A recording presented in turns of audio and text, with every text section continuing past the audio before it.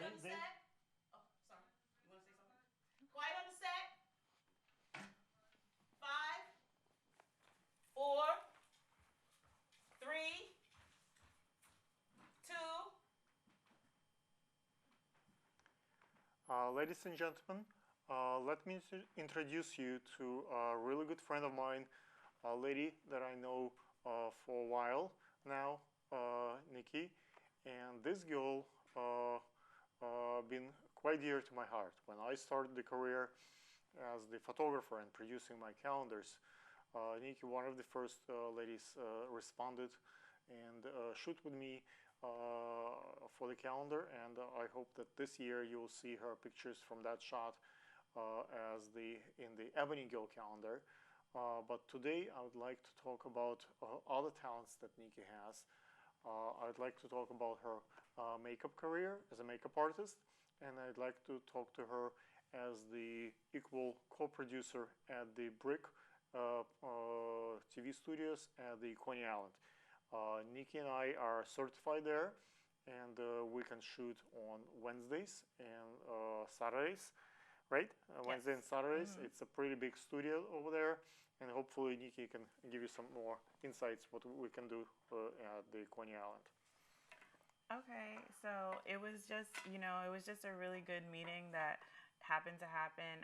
Alexander, like you said, we've known each other for a few years. And what happened, we went both to get certified at Coney Island and happened to be in the same course, so it was perfect. We actually had a really great class, a lot of creative, really interesting people, a couple of people working on their own scripts, working on their own shows.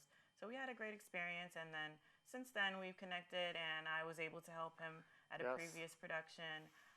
We also shoot at the YouTube space in the Chelsea market in the city, and Nikki was very helpful there. Nikki came on time and collect all the model releases, and even brought one model of her own. Right. Yeah, so it's been great collaborating with Alexander, and I appreciate that he appreciates my effort.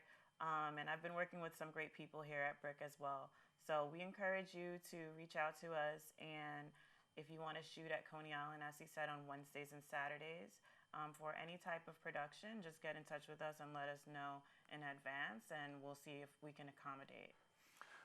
Let me just explain the difference between the production. Like right now, we're at the Brick in the Fulton area, and the difference between Coney Island and Fulton.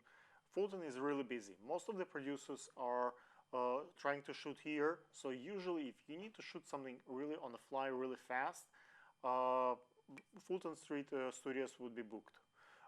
Coney Island is not that popular. There are less producers who are certified there. It's a little bit out of the way. And the other advantage of shooting at the Coney Island studios is it's require only 2 producers rather than 4 producers. Like for example, this morning I was waiting for to have full crew staff to be able to open the studio.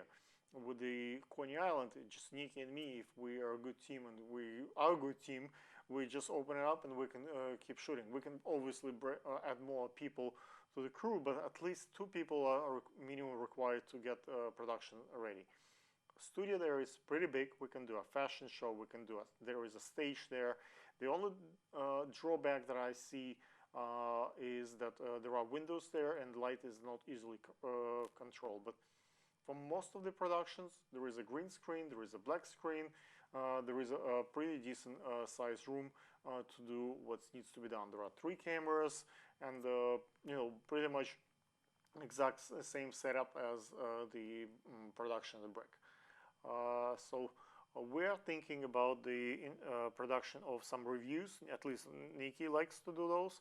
I'm thinking about more like a fashion show, more like a reviews of the different designers when you can actually see the models are moving and having some space. It's twice bigger than the B studio in Brick at Fulham, so it's much more space to work around.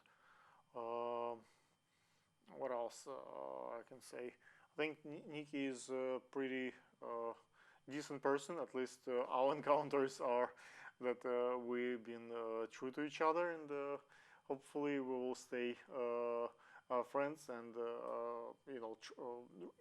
it takes some trust on the set. Like, let's say our first shoot, 5 o'clock in the morning, in the middle, it's really hot, and like you don't go with a stranger on the beach, and those things when once you get someone reliable who actually get up in the morning for the sunset shoot, once you see that the photographer actually give the pictures like promise, and even like I had a little misfortune, my hard drive get a virus and it was corrupted, and it took me a quite expensive process with the computer folks, but I was still able to retrieve those images and give it to Nikki. Some guys, for example, would say $1,200.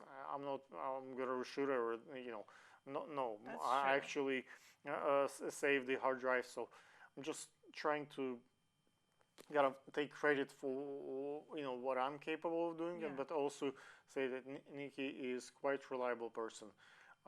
In this world, especially with the small budgets, sometimes people have tiny budgets, and if you're paying very minimum amount of money, some producer will say, you know what, I don't feel like get up in the morning today for this kind of stuff. I'm gonna be late.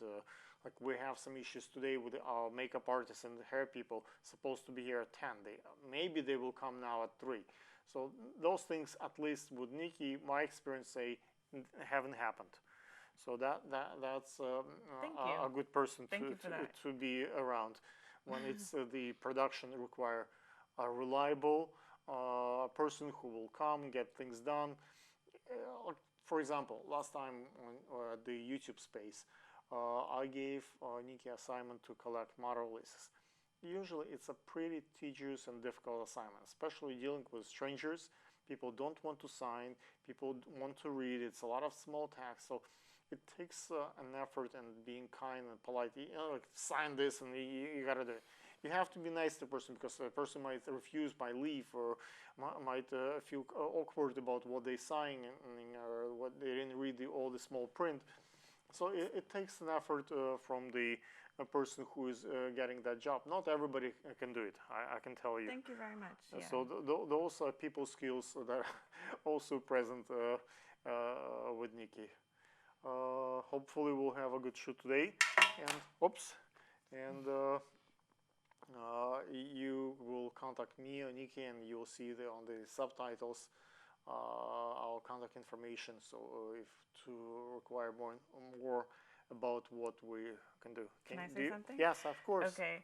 Thank you so much. That was such a great recommendation. I really appreciate it. And coming from you, I appreciate it. And like you said, we met under circumstances, like he actually called me to do a photo shoot. And so I was actually, I wasn't doing any photo shoots that summer, but I did it just because it sounded really interesting, and he had some very an interesting dynamic going on. He was telling me he was working on a calendar and that there would be royalties, and I was interested. So the person sounded very professional, and when I met him, he was very professional. He was still wearing his Mr. Great. Yes. I've always met him as Mr. Great, Alexander Gurman, so everything monogrammed, so I thought that was cool. And, it's been great. And then since we reconnected, that also was great because I was able to see him from a different standpoint, assisting with his production as well, and seeing how professional the productions are. It's like he said, it can be difficult to work with photographers. You deal with a lot of different types of issues from different people, but it's been very, very positive working with Alexander. So I don't have any complaints on that level. So I would recommend models to reach out to him and shoot with him, because the photos are amazing and he's very easy to work with and very professional. So thank you for your recommendation too, and I can recommend you as well. If I can just get back to the monograms and my name, I believe in the old times the knights would wear crests and with their name, and nowadays a lot of people would wear hoods and wear the glasses and cover themselves. In my view, if you want to build a reputation, I'd rather not wear Trump or Versace or someone else's name. I have my own name like everybody else. So by putting my name, it's kind of, a doctor would put his name on the practice, a lawyer would put his name on the practice. when a business given their own name, chances that they will go bankrupt substantially diminish. Usually when someone calls the company ABC, there is a pretty much big chance that that's going to go to the toilet. But when a doctor or a lawyer or like whatever person, it's not a question of novelty. So when you're not hiding and when you're not doing anything illegal or questionable, you want your name to be like recognized. So that's kind of name tag. That's kind of like a stamp of quality, of respect. So you feel about this a little bit different. I joke about it like it's for my wife to look me up and find me, but it's actually a question of honor, and it's very helpful advertising actually trick. I learned that in marketing, but I think it's helpful, at least in my view. So guys, if you want to put your name on your stuff, I would certainly recommend, and I would say that's helpful production. Thank you. That's a wrap. Cut. Awesome. Yes. Great. G, your turn. Okay, give me a sec. Okay. Thank you. You might, hopefully one day you get married and you might even consider my glow-in-the-dark dresses. Yes, maybe. I mean, I still am like a young actress. Like I still consider myself to be learning, trying to, figure it out. But yeah, what I learned is just like to kind of keep your head high and just trying to figure it out by yourself. Okay. Yeah, So, cut. No, no, Cut. no. That's Yeah. We're done. I want to do the interview now. what? I want to do the interview. Did we record? No, we already. Oh my God. I was. We only got a little bit on the recording. Remember, I gotta set cameras up. We only got You, a- okay. So Okay. just- Tell me when you're ready, so I can start Good. shooting again. So, what was it? Did you capture it on your camera? Alex, let's go. No, I Alright, even. silent in here. It's you're right. I didn't even capture it. Out of all cameras, nothing captured. Oh my God. So, That was a really cute segment. That's a shame. Yeah, the second. Nice. Now you have to act same thing again. Alexander, do you have a folder where you're keeping the completed? Yes, we release? can just put it right there. Okay. Just And second question. Yes. I'm gonna go to the store to get wedges. Do you have like a $10 budget? absolutely. Already spent some. Yeah, nothing big, just a small budget. I know they were trying to get the iron, something iron as well.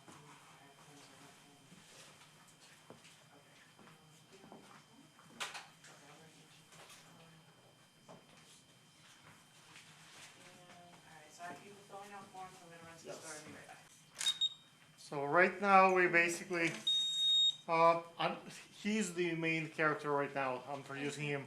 So he's a Okay. photographer, and the point of that particular shoot is to show that he's capable of producing those images. The images that will come out from that camera, pretty awesome. So that's more like a behind the scene for him, but you can still model for him. And Sergey will pay back you with awesome images. Of So course. you get images from me and from Sergey. So you got two.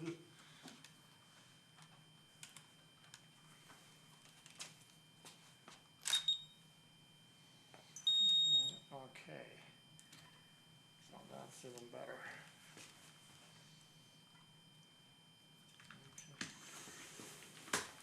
Okay. Let him control the set. You ready? Here's time.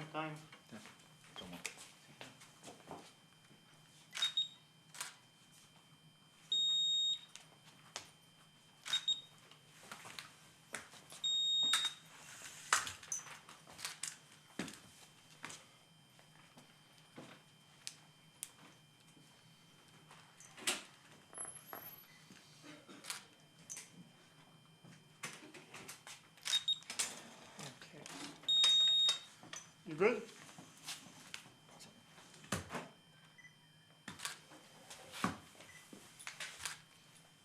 Are you wearing any So this heels now? Yeah. And down. Just, yeah. Okay. Mhm.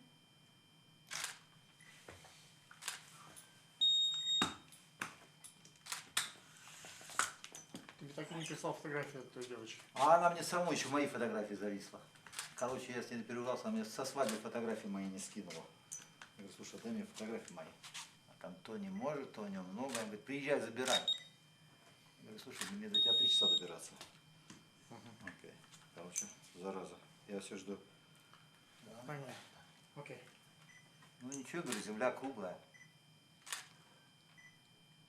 Okay, what he's doing is he's set up those lights, and this is a wireless control. So those umbrellas are helping him to get the proper light control. Now it's my turn. So guys, let me introduce you to the model that we have right now in front of us. Her name is Kate. Kate is also an actress. We met on Model Mayhem. Yes. Right, and we did casting in the middle of the B&H store between all the photographers and filmmakers and salespeople. So I made actually Kate do the runway walk in the middle of the production, and Kate obviously stopped the traffic with her runway walk and the pageant smile. So we had quite a bit of attention. No one dared to talk to you. Yeah, no one said anything. They looked at you, but you turned like from regular person all of a sudden as a model, and they stumble I guess by your beauty. Sometimes when you're so pretty, it's people would not even dare to approach. So, how's your experience today? Today? Yes. Are you getting fat? Am I getting fat? Fat. Do I feed you properly? Do you have? No, I haven't eaten anything. You know I have food in the Yes, kitchen. yes, I know, but Do you know that we have all the other facilities? I think I showed to you. I gave you the brochure. And so. yeah, I looked through. So we're shooting today at the Brick Art Media Center in Brooklyn at Fulton Street. So it's a quick trip here, right? Actually, I'm in the middle of the. Sean, are we getting the camera too on? Okay, so I'm a little bit in the spot, so that's better. I was fine where I was there. Okay. I just didn't want to be in the shot for Kate. Where was I? No, it's fine. We're good. Keep shooting. Yes, That's keep fine. shooting. I left it on. So what's my train of thought? Today we're shooting at Brick Art Media Center. It was a quick trip from the city. Easy to Yeah, get I here. came from Long Island. Oh, you came from Long Island. Yeah. But still easy. Yeah, it's still like pretty far. on the subway and the train station, Atlantic Avenue is like a few blocks away from here. So like it's not that far. Yeah. Easy to. YouTube space is a little bit better space where I shoot, but this is still very nice. And as you can see, the studio is substantial, and we can do quite a few things. By the way, I'm pretty certain that the Long Island has also the public access TV and studios like that. So if you get certified, if you become whatever, like DJ, like Sean, like me, you can become a producer. You can book your own studio and you can produce your own shoots. So you can do whatever you want. Like I'm doing now. I'm shooting what I want. So it's you're not paying for the space. You're not paying for the equipment. You can bring your own equipment. Right. The basic stuff they would give to you, and the city of New York and the Cablevision and CNN and all the other companies are paying for this. Do you know how it works? No, I don't. I'll save it for the interview part, but we can kind of get it here. I see the mic is working. There are 3 types of TV in this country. There is commercial TV, there is cable TV, and there is public access TV. The commercial TV built on the advertisement. And cable TV is built on subscription, so people paying to a monthly subscription to receive the signal and see the shows. And there is also public access TV where we now. let's say if you have a Ku Klux Klan or you have like some kind of ugly show that no one else is willing to pay or watch, but you still have freedom of speech. So if you want to talk about whatever show you have in your mind, you still have the right to produce and be on air. So public access gives you that ability, and all the other companies are paying for this, for the room, light, equipment. So if you as actors at some point will decide to produce something of your own, you can get certified like us and produce something. Yes, the Cinderella looks really works for you. Thank you. I think we got plenty of shots, and now you're gonna see the second part of the interview with our beautiful model. Cut. Okay. So let's sit down. I think So we're can gonna. you just tell me what questions you're gonna Yeah. ask me? Okay. Quiet on the set. 5. All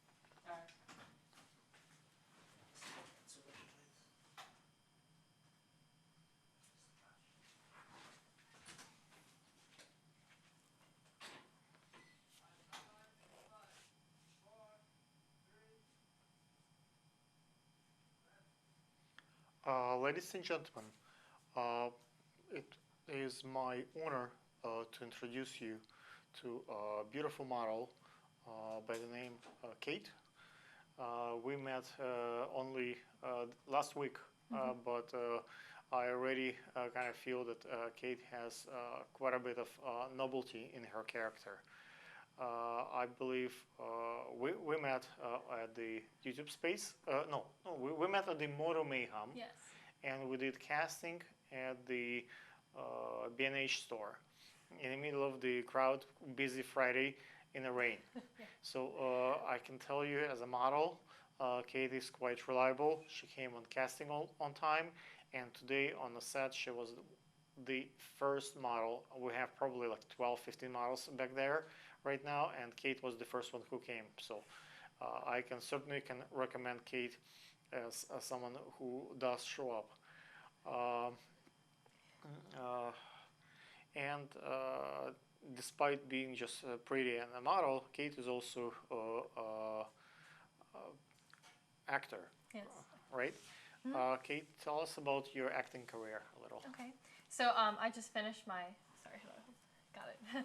I just finished my freshman year at Elon University in North Carolina. Okay. And I studied actually music there. But when I came home, What kind of music? well, I actually studied a lot of music theory because I wanted to start writing more like pop and like jazz, country kind of music. Wow. Yeah. Brick so, is like stuff like that. That's really perfect so yeah, for you. it's very different, but Maybe you can write something and we can record yeah, it. maybe. And so I started learning guitar and piano, and so when I'm at school, that's what I do down there. When I come back to Long Island, to New York, I like to do stuff like with film and TV and modeling because you know they don't have a lot of that in North Carolina, but Really? up here, yeah, or at least not where my school is located. I think most of the modeling and film is moving to Atlanta now because of the tax bracket. Yeah. But Georgia is Atlanta is you know, that's the new mecca where everybody going. But here in New York we still have some quite a bit, and I think that that's very interesting. In this Studio B in Brick we have like 6 mics. That we can hook up here. Like you have one and I have one, but it's up to 6. But Studio A we can do up to 26. So if you want to take a quick tour in Studio A, we can have a really big band of musicians. So maybe on the next show, Kate will bring her music and her crew, and we can record maybe some music. Yeah. Hopefully today the 2 music groups are coming to shoot with us, and maybe you can do some dancing moves with them. Yeah, maybe. Right now, Kate is wearing my glow-in-the-dark design from our fashion collection. We're gonna show the new designs in the September Fashion Week, so that's where those pictures and this video is getting ready for. So during the September Fashion Week. That's when you will be able to see in magazines your pictures. Cool. We're working with BB magazine and some other magazines. Actually, this week is the week of in July. The other dress, not that one, but another dress from the same collection, would be featured in Elle magazine. Oh, wow. So I had a great honor to get that gig. So it's like I'm waiting for the publication any day. So it will be similar like what we're doing today, video and photography. We filmed that at the Mother's Day. So I had one of the models that actually her father is Patrick, is one of my friends' producer here, and his daughter Jasmine came over. They needed a dress, and they borrowed one of my dresses, and that was a mother-daughter theme production. What else we want to talk about? Maybe like suggestions that I have. Yes. For what kind of suggestions do you have for the young models, for the people who starting on that path? If you stumble on some kind of advice that could save someone's life or save some time for someone, that would be helpful. I mean, I'm fairly new to it as well, but from what I've experienced and what I've learned is that it's all really about, being yourself and being confident in who you are, because there's going to be a million other beautiful women around you, and it can be intimidating, and it can be kind of self-deprecating in a lot of ways. But, as long as you hold your head high and believe in yourself and your individuality of who you are as a model, like, you can really find yourself, and I think you can really persevere. If I may add, basically, my take on this after so many years of doing it, it's not always the most beautiful one gets the gig. It's usually the one that show up, that's easy to work with, it's comfortable, reliable. That's the one who actually get the production. Yeah. I'd rather work with someone who definitely will be on the set, who will definitely go through all the struggle, whether it's a cold weather or it's a heat or it's in travel time and stuff, but will actually be reliable than a diva that's a little bit difficult to work with and require everything her way and way too perfect. So definitely be nice to people you work with.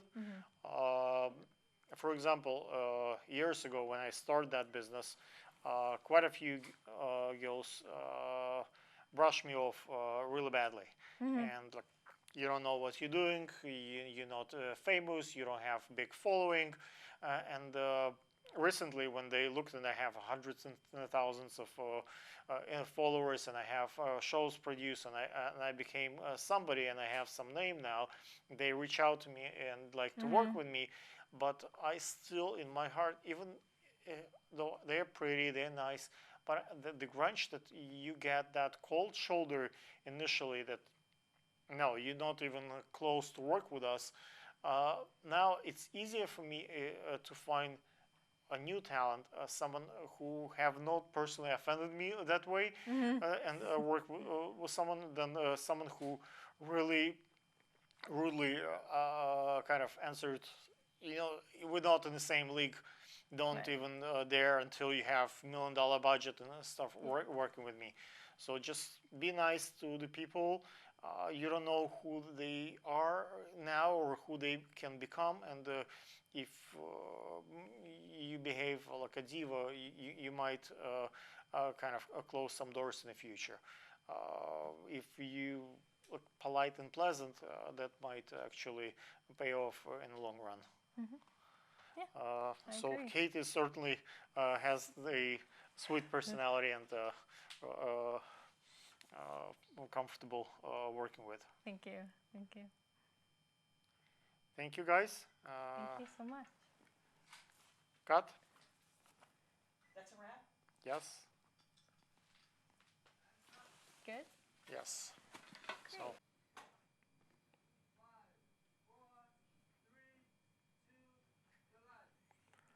Ladies and gentlemen, let me introduce you to the person who saved my life today, literally. That was one of the first people who show up on the set, and if not D would not be here, would not be able to open the control room on time. So D was the first one on the set, even before I came in, and we have never worked together before, and this is the first time we're collaborating, and so far I have only praises for that young lady who show up, knows the equipment, fellow producer at Brick. Let's find out why she's doing this, why she's helping me, and what she's all about. Thank you. I had always wanted to work with Brick. I kept hearing Brick, and what Brick was doing, and they were at a different location at the time. So when they moved downtown Brooklyn, I had actually joined. They had a festival, I believe, every summer in Prospect Park. So I was one of the volunteers, and I was using my cane, and I could barely walk, but I was still volunteering and painting chairs and helping guests come in and out on the music festivals. And then I found out about being a producer, and I'd taken a few of the classes to be certified. And what are the classes? there's video producing in the studio. Yes. And then there's the mini studio. Mini studio, yes. I have And that one also. yes, and they have it in the field. I haven't done the field Field. yet. Okay. And I just started. I've taken an introduction to editing. I really like that. So Nice. those are things where they're in depth, and it takes time to really figure out how to do it. And once you get it, you can just do so many things with it. So producing a documentary, I like to write, and Okay. I'm actually working on a book right now. And What I kind write of book? it's going to be in a science fiction arena. Did you get a chance to look at my books, like the books that I've written? No. Okay, you can Google me. You can look on Amazon. I have quite a few books there. Yeah. I have some books on fishing. I have some books on modeling and fashion and photography, and I have some books on the Amazon and eBay, like selling online stuff.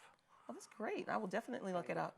My father is quite famous with his book about the dog, like dog grooming, the comprehensive manual for dog grooming. What do you do in real life, like in a daytime job? Do you have a daytime job? Well, no, daytime recently, I've actually finished taking an advanced class in Microsoft Word and PowerPoint. Cool. Why do you help me today? What made you come? There are probably many people asking you to join their crew. Why do you choose me and not others, or you help everybody? It was mainly the email that you had sent me. Okay. It was really a very nice email because you had read, I guess, in the spreadsheet. I've written a few things that I do, and you mentioned how you like some of the talent, so to speak, or the arts that I have, and I was available. I'm available. It's a Sunday, Nice. so I'm available. Gotcha. So I said, "Oh, I've never heard of him," and wow, he contacted me. So I said, "Let me, That's find out." work. What do you think of my crew? Like my wedding dresses, my designers, my people that came with me. Do you like anybody? Like as a professional way? What do you think so far? No, actually, I've liked them. They're very professional. They're very nice, and everyone's willing to help out. And sometimes people are nervous when you meet for the first time, but they're very helpful, and they speak very highly of you. And Okay, that's good. I know you had sent me an email. A lot of Because the sound, if you work this way, you don't get the sound. If you turn this way, that's where all the sound for this mic. Cool. So that's how you Thank you. capture it when it's really noisy. Thank you. Oh, so yes, and they speak very highly of you, and you are into so many arenas. I like to be diversified. Yeah, I think it's I like important. that. I like that, and it Not all keeps you eggs in busy. one basket. And it keeps you busy, and you are a very busy man. It's like if you get him on the phone, you better say what you have to say very quickly and get it out before he hangs up on you. But I try to be nice, but I definitely take some. There are days when I take like 600, 800 calls, so I gotta be fast with what's going on. yeah, and I admire that, and especially when you have a team that is willing to come back and help you again and again, and be involved in your projects. And it also Thank gives me you. more experience because I don't get to work on. I've worked on about a few shows, and Okay. I don't get to use every piece of equipment all the time. So some more than others. So, So each time I today come you back, have pretty much under Sean's supervision. Sean is really great. Guys, if I can get you like a little bit of piece about the gentleman that's behind all that technical production today. His name is Sean. A few weeks ago, I was producing a show at the mini studio, and I was by myself, and I didn't know some of the tricks there. So it was again the weekend, and Sean happened to be there. And guess what? All the technical stuff that I couldn't figure out with light and sound, he made it really pop up and really good for me. And I don't think I was able to get Sean to be on the screen yet. He's kind of shy in that sense, but as technical speaking, that's the person you really want to be on your crew. From what I've seen before and what I'm seeing today, Sean comes on time. He knows definitely the equipment on the back of his hand, whether it's a sound or a technical director or camera. But basically today, Sean single-handedly running the whole production. The Ginger and Corzine and me and Dee is pretty much dealing with talent and like a floor band, like a more behind the scene. But all that, if you see the camera moving from camera 1, camera 2, and all that nice shots, it's pretty much would be to the credit of Sean knowledge. So we're definitely grateful if for his presence today. And if you need someone in your production who is knowledgeable, Sean would be probably the go-to guy. And to kind of promote myself, if you shoot with me and my crew, I hope that Sean will shoot with me again and again, and I'll have him on my crew for a while. And as if you like the way the shot is set up now, like you see the head space, the background, all those little things that people are noticing. If it's not presented properly, it's all the little things that Sean thought of, whether it's set up the mic the proper way, so it's the wire doesn't come out, or it's like a proper shot of like the flowers in front of us, or the back screen, the chroma key. As you can see, everything is proper. You've seen other shows from other producers. There are mistakes have been made. There are things could be better. Right now, from what I see, whether it's shadows or like, well, maybe a little bit, I see right now a shadow on my shoulder.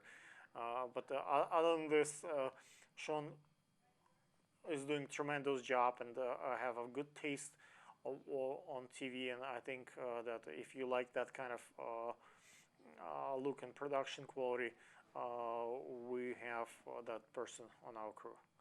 And I think that would be a wrap for this segment.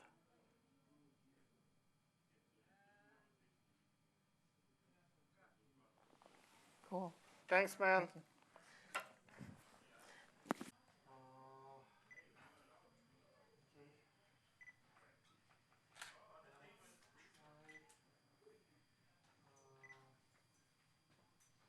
Are you proud of your modeling career? Are you proud of your modeling career?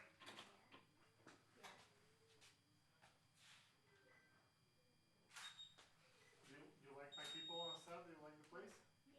Everybody's nice? Okay. So the chicken I got is really spicy. So what's your origin? Vietnam. So how long you been here? Like a few years? Okay. What do you study in school? I do economics and music. Right, you're right. You told me. What kind of music? I do like classical music and some music producing. Right.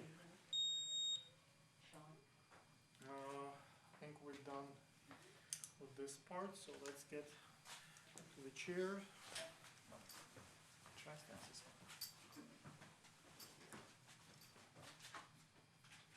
Now you write. Yeah. Sean, can you move? Then this one goes here. Sean.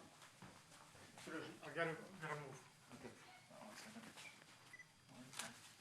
Sean, can you move? Okay. Okay. How was that? You got? You got. I think we did real nice. Is the focus better? Okay. Okay, let's set up the cameras back. Okay, he's good. It's recording. I mean, it's recording. Okay. Sean, what do you think is better? If we do all the interviews together and then all the shoots together so we don't move the cameras all the time? Because it's too much work every time to use it. On the other side, I'm worried that they cannot change.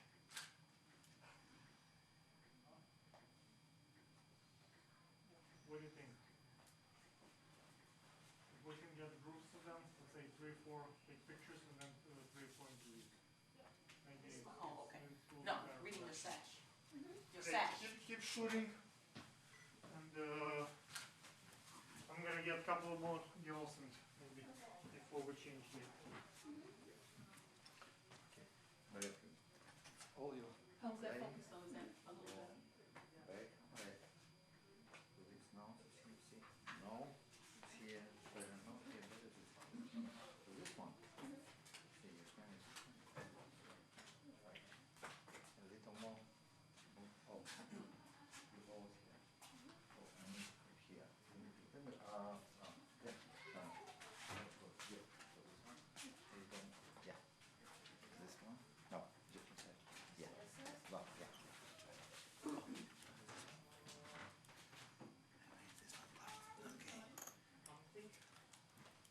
You know what, Sean, let's move the cameras because they're not ready. I'd rather do the interview and so every time I learn what's the best kind of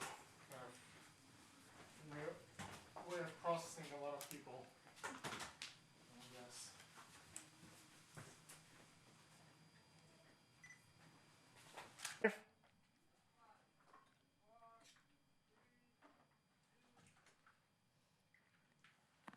Ladies and gentlemen, my name is Mr. Great, and here with us a model all the way from Vietnam, actually from New Jersey, but she has, as you can see, Vietnamese character to her origin. Anne and I met at the Model Mayhem, and we kind of tried to set up a shoot for one of my calendars, lacrosse girl calendar. Didn't work out on that day, but Anne made 2.5-hour trip all the way to the break in Brooklyn today to be with us. Right now Anne is wearing one of our sashes, Miss Smile. As you can see, she has a beautiful smile. And Anne is also wearing one of my glow-in-the-dark wedding dresses, and that are fluorescent. Those beads are glowing, hopefully. And one of my makeup artists with her makeup and hair styling. So if you like what our team producing, that's the basically final result. If I may mention also a few more important people who are participating in the production of that video is Sean, who is a technical director right now, and he's the one who set up all the light and all the sound. So if anything wrong with the way I sound, maybe that's his concern to be. And Dee is who is helping me as a floor manager today on and helping with the cameras. Anne, how was your trip today? My trip today was great. Everything I didn't got into like a huge traffic or something, and I managed to show up on time. Yes, you did. Let me ask you, why do you model? Why do you do this? There are so few Asian or even less Vietnamese models doing this. Why do you do this? Is there a taboo that's preventing you from doing it, or like what's going on? Yeah. So at first I modeled because I needed a little bit of Money. extra money. Yeah. But then I realized that I really like it and I'm kind of good at it. So I decided to roll with it and see where it could take me. Okay. But why? There are not that many Asian models and far less Vietnamese girls. If you look at the population, how many Vietnamese girls are in this country or Asian girls, and the percentage of them modeling, it's very tiny comparing to, let's say, Russian girls. Like almost every second Russian girl thinks that she's a model, and they actually searching for the gigs and quite active. There are pretty much maybe one or two models of your origin. What is there something preventing you from other girls of joining your cause? Yeah, I think that's because the Asian culture it's very focused on science and math, mathematics, very academic lifestyle. So I think the parents they don't really encourage. Kate, I'm in the middle of something. I'll call you back in a couple of minutes. Just a couple of minutes. Right. It's one of the models who is lost, and I don't want her to call every 5 seconds, and I keep my phone on. So I apologize for the audience for interruption. Yeah. Should. So yeah, so it's very academic. So people kind of don't. The parents don't encourage their kids to do arts or modeling or music.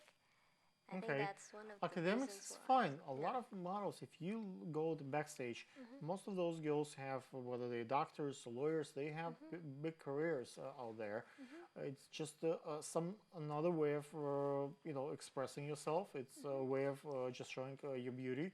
One has nothing to do. Most of the models are very smart and have some real life. They're humans like everybody else. But I still don't understand. So they're saying it's the beauty is not that important. The math and science. That's what will feed you. That's why they don't pay attention to the modeling. Yeah, I think it's not just about academic that they are focused on, but like they discourage. Like some parents even discourage their kids from Okay, doing the that. parents, but if it's in your heart, you do it anyway. Whether you after 18, you can do things on your own. And why do they discourage? They think it's like dangerous. Someone rape you, someone can offend you. It's not gonna put money in your pocket. Like why do they discourage? Why they think it's something that's being ashamed of? You're probably proud of what you do. You're not shy about it. Yeah. So it's why parents are not encouraging. Well, that's probably because of the social standards in their mind that lawyers and doctors are more prestigious than models and artists, even though it's not about just how much they make, but also like the social standings.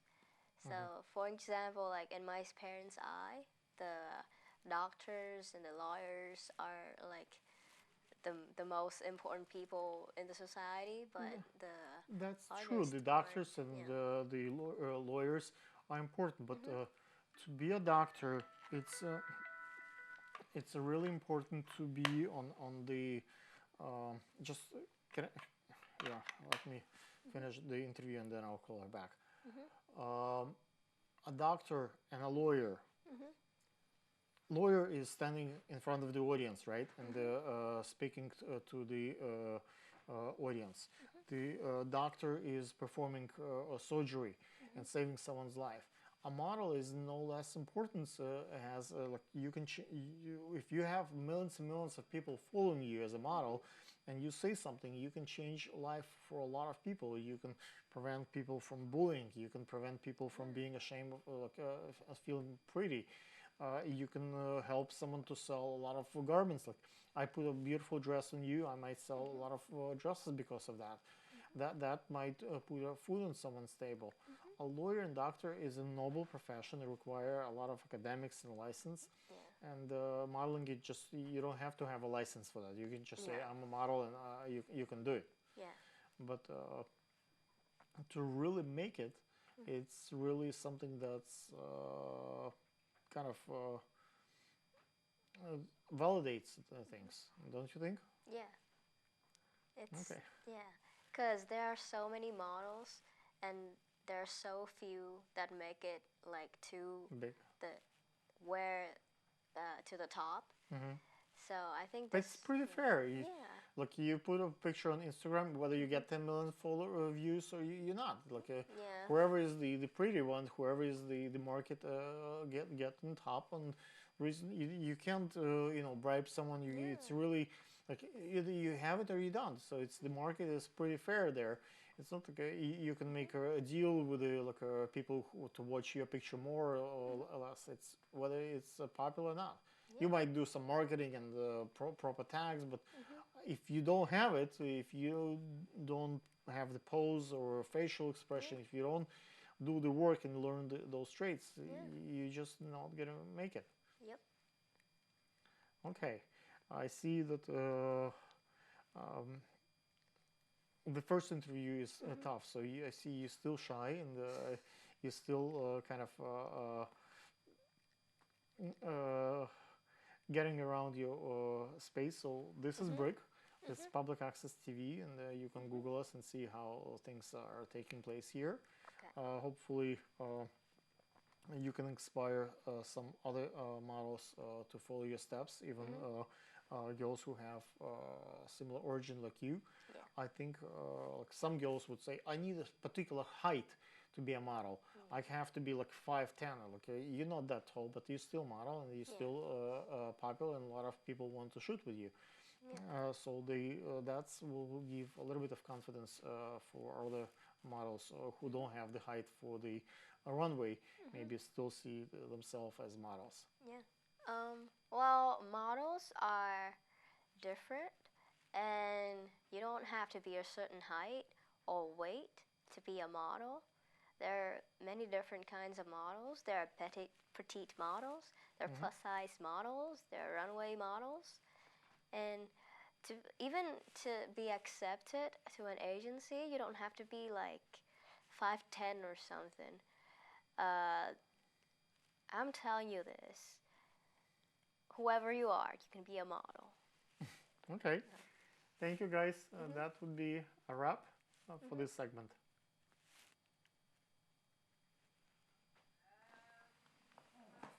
Mike, one of the titles will say Jewish Girl Calendar.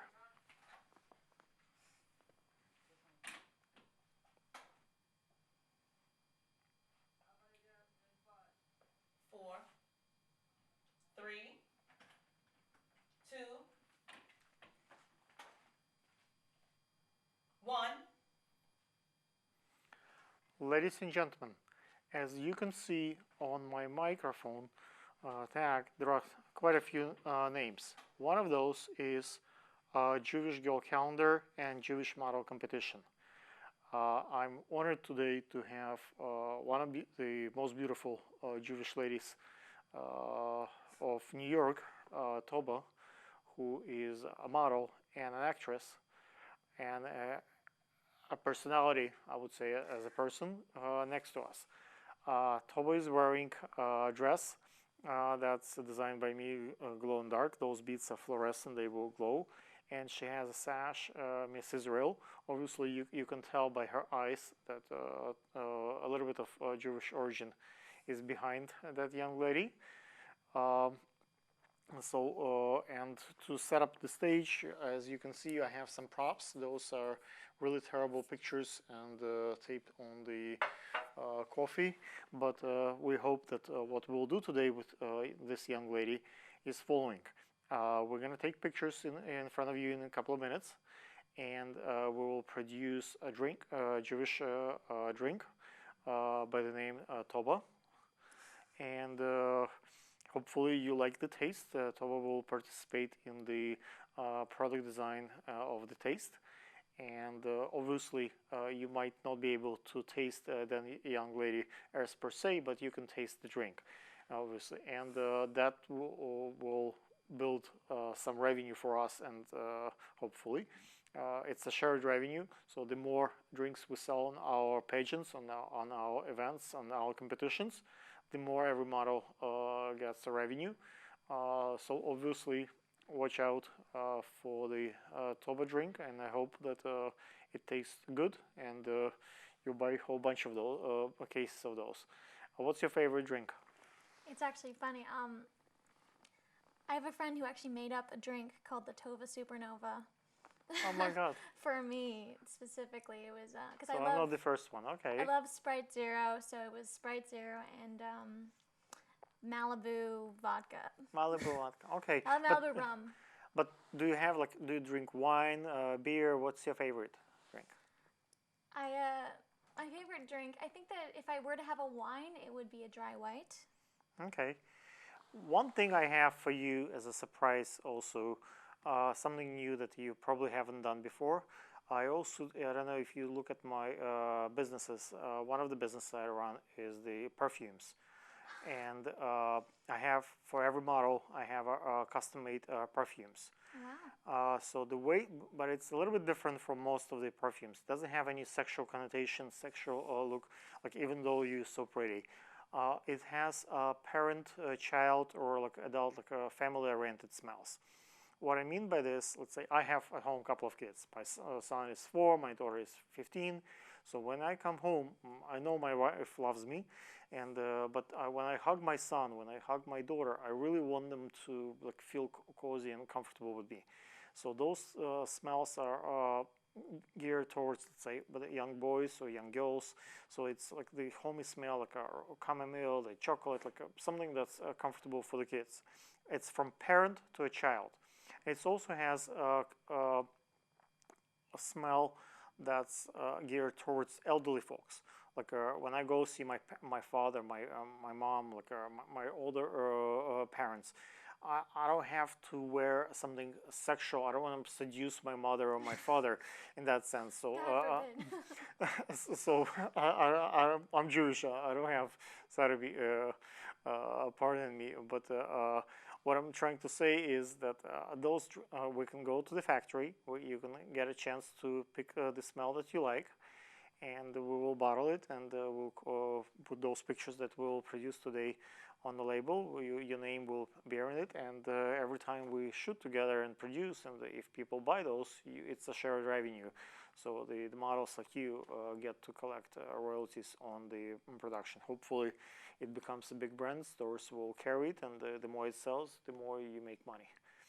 So like again, you would not be able to smell that girl per se, but you can smell the... Well, if I'm wearing the perfume, then it will smell like me. Yes, but we would usually on a pageant, I don't let people too close to my models. You walk the runway, you do the show, you show the dress like you show today, but it's not like every person who is at the pageant, at the show, and the audience would be able to like literally hug you and get a real sense what you smell. But once they always can buy that perfume designed with your input and your name. That's quite a treat. Okay, so let's see. Let's talk about your career as the model and as the actor. What do you do? Well, I'm an actress. I'm a painter. Okay. With acting, I'm actually in a pilot that hasn't aired yet. I can't say what it is because I signed a non-disclosure agreement. Nice. Congratulations. Thanks. And I at school and just in general, I love Shakespeare.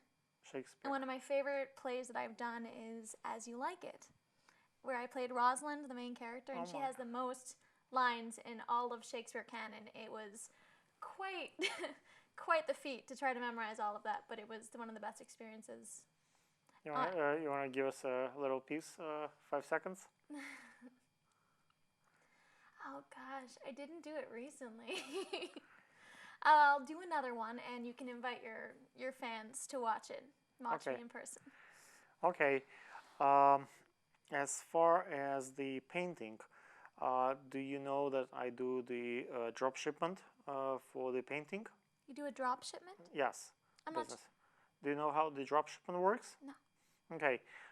Basically, I own a magazine that sells paintings, and the way I produce it is on my shows. You can buy the magazine, and in the magazine you would see hundreds and hundreds of different artists, and you would not be able to see the name of the person. You would just see the picture without the signature. If I get interest, let's say, in your painting, people would not know the brand, the label. They just, if it fits their imagination, if it fits their interior, they really want that, they buy it off me. Let's say for $10,000, for example. I have a deal with you, let's say wholesale price, you charge me, let's say, $2,000. So I make my cut.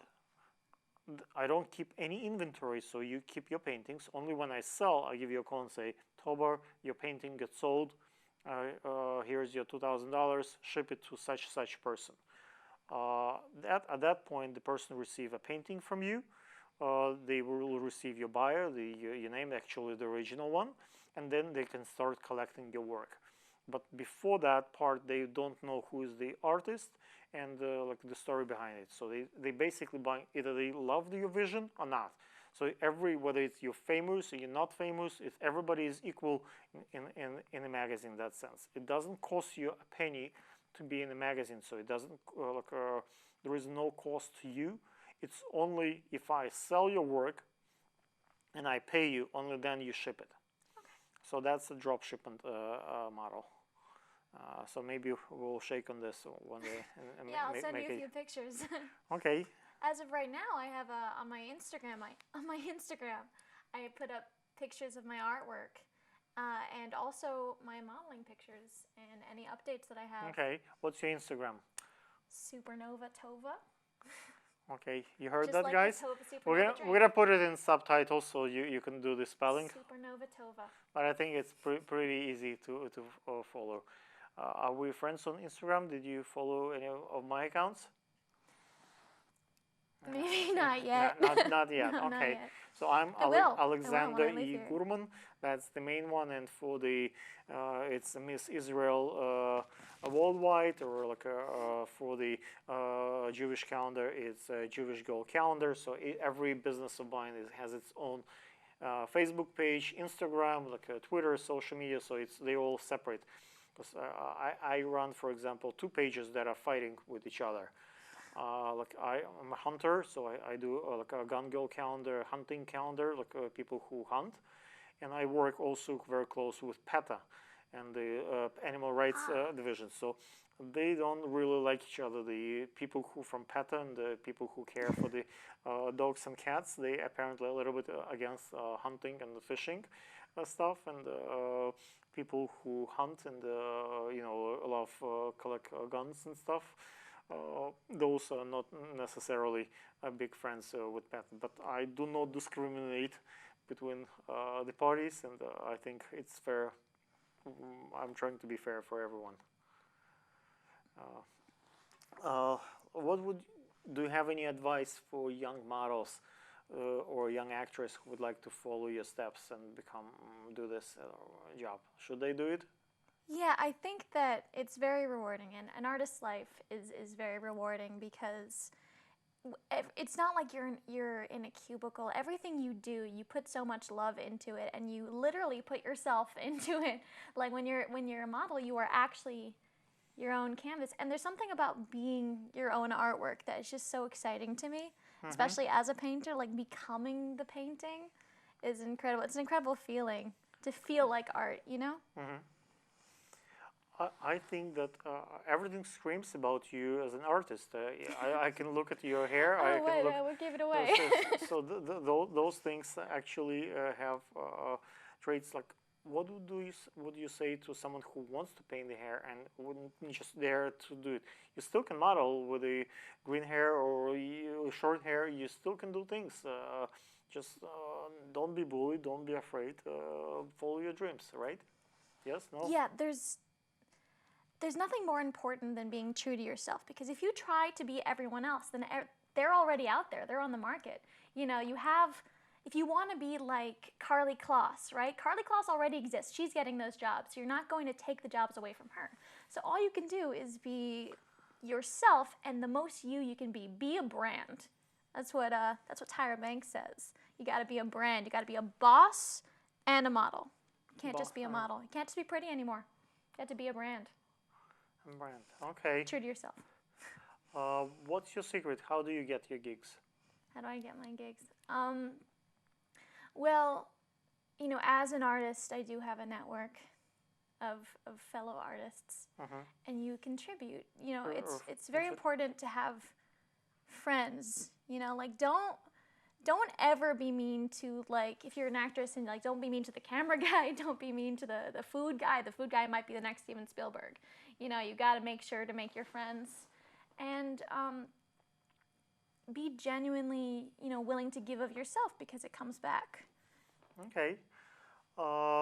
If you would produce a show, what kind of show would you produce? What would be your vision? What would you like to do? If I could produce a show, I don't know. If I could produce a show, I'd probably help give my brother a platform. What's your brother do? My brother's he just graduated at NYU Tisch, and he does horror films, sci-fi. It's not an Avishai Weinberger movie without some monster in it. If anyone's going down to Shriek Fest later this year, he'll be having a short film there. And I do all of his posters. So oh, by the way, we forgot to mention that you're really good with the editing, and you know your ways around with Photoshop, correct? It's just like painting. I do digital art too. I paint on my Surface Book. So Photoshop is just like painting, as long as you can figure out the right color balances, and everything is. Did I mention I like art? Okay. Hopefully this is your second time we did the casting here at Brick, and we're shooting today at Brick. Hopefully you live close by, and you can maybe become the co-producer, one of us one day. And at least I tried to mention that last time, and I would use that opportunity to kind of promote Brick another moment. Other than this, do you have any last words, advice, suggestions? I think just... How was today? Everybody's nice? Everyone is very nice. And it's really heartwarming to be in a place where people are following what they want to do. Just in a general, wherever there are artists, there are good-hearted people who are just doing what they love. Okay, let's produce some pictures, and you can see how this young lady can strike a look.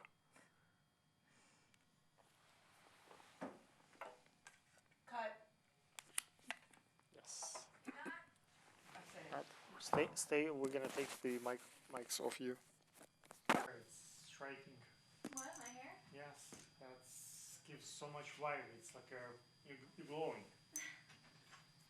Alex, Yes. fix your pants. Pull your shirt down. Your underwear. Oh, You're supposed to on the other side. thank you so much.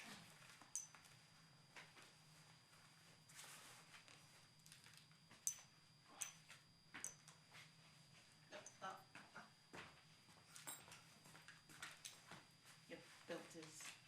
Yeah, there you go. Thank you so much. Can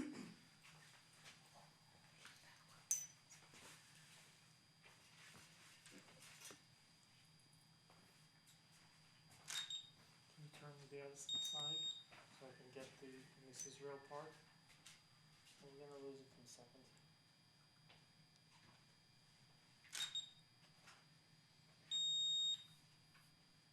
That's a striking look. You do know how to pull it. You think I did? I never questioned you, but now that I see that you have a really striking look.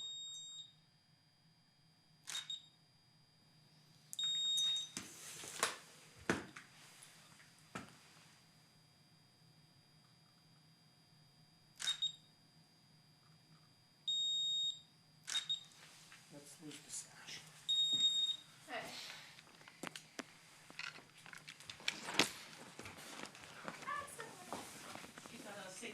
see why I'm gonna turn the monitor? You're not studying him. You're just looking at the monitor. I'm looking at it too. I'm checking it. No, you're not. You're just looking at the monitor. Okay. Looking at it now in between the. Okay, between let's the keep things. that attitude. That's a strong girl. Let's get that look. Sometimes I ask for mirrors during shoots so I can check it and then look back at the photography. You know exactly. You don't need much direction. I can tell that you know this stuff. Have you done a lot of glamour? Not really. Looks like you do really know glamour. Glamour. Yeah, you're gonna be good at glamour. I think glamour is less clothing, huh? Less, Isn't glamour Refix. glamour modeling is less clothing, huh? less fulfilling, Less clothing. less clothing. That's what I've heard about glamour modeling. It's supposed to fashion.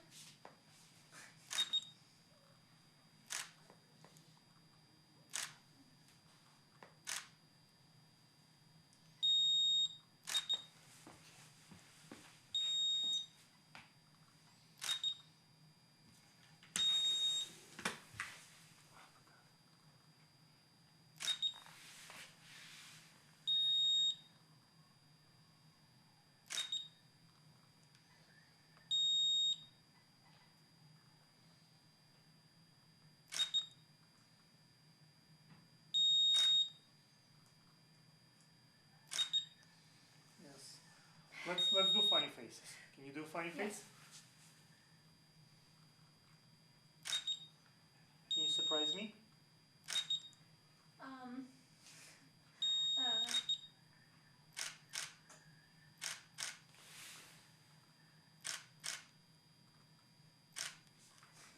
Do you have a funny face idea? Can you make me smile? Make you smile? Yes. Can you look sweet?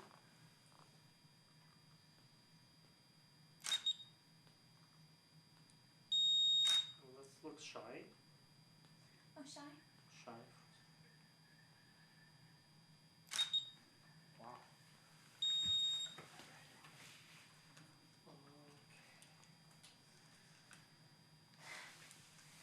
Do you know Kim Kardashian look? Do I know a Kim Kardashian look? Look, yes, Kim, like squinty eyes.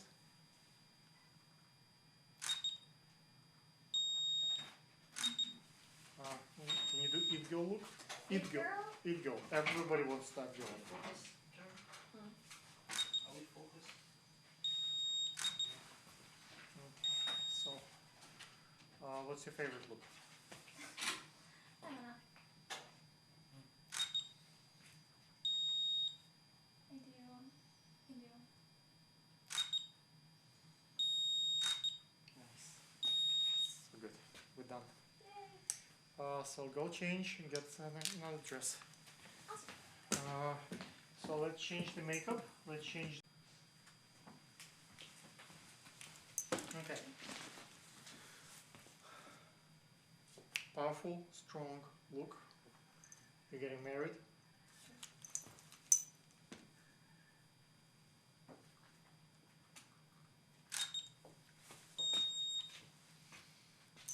Do you like the dress? Yes. Does it fit? Yes.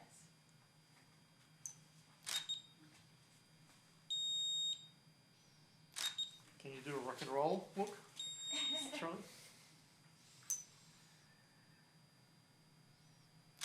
Like really rock and roll. Rock on. Yes. Strong girl. Having fun? Yes. Okay. Let's get those feet. I'm doing 3/4. Do you know what's 3/4? Not really. It's like under your feet. So I don't have the heels yet, but I have the ankles like up to that point. So we have the dress, and then when they say 3/4, you know that the feet are not in the shaft, right? And when I have full body, that's when I have the feet just close a little bit tilted, like 10-degree angle. Yes. Okay, talking about the one that's behind her?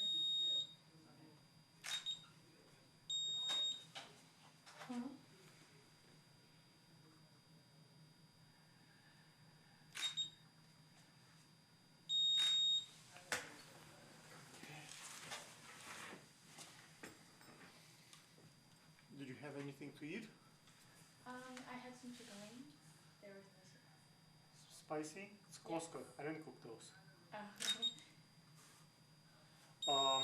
Let's turn around. I see this. The turn around. That's way too long. And this is.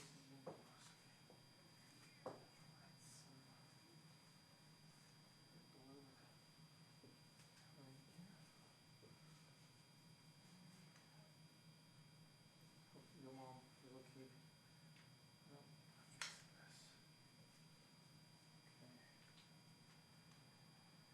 Good. Okay. What was your favorite dress? Try any other dress or just this one? There was a large one which I like too. Okay, you want to try another one after this? Sure. Or have you met Gabriella? Um, The girl with like a long tattoo on her hand. She's a designer. Yes. Well, I So, didn't meet her, but okay, aside. let's talk to her. Maybe she'll give you something to model from her collection. She has a very young, agey look. Okay. So let's try a couple of woody sash. This congeniality fits you. Put it up.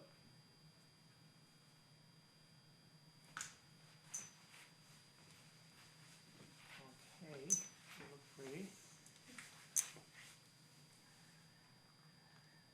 Sweet. Who did your hair? Horzine? Yes. Gabriella? Very nice.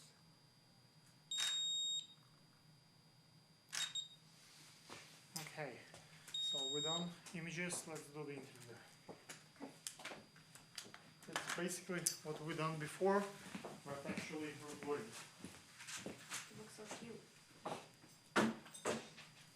She looks very cute. Okay. And Carney. And Carney. Oh my god. I have It's to all write right. it on the It's board. all right. It's so much other things on my mind. Don't worry about it. I know you've been busy. 4, 3, 2, 1. Ladies and gentlemen, I have for you a surprise. I have a team of a daughter and mother, Virginia and And Carney. Carney, who came all the way from Long Island, and we have done casting at the YouTube space the other week, and we decided to invite the family.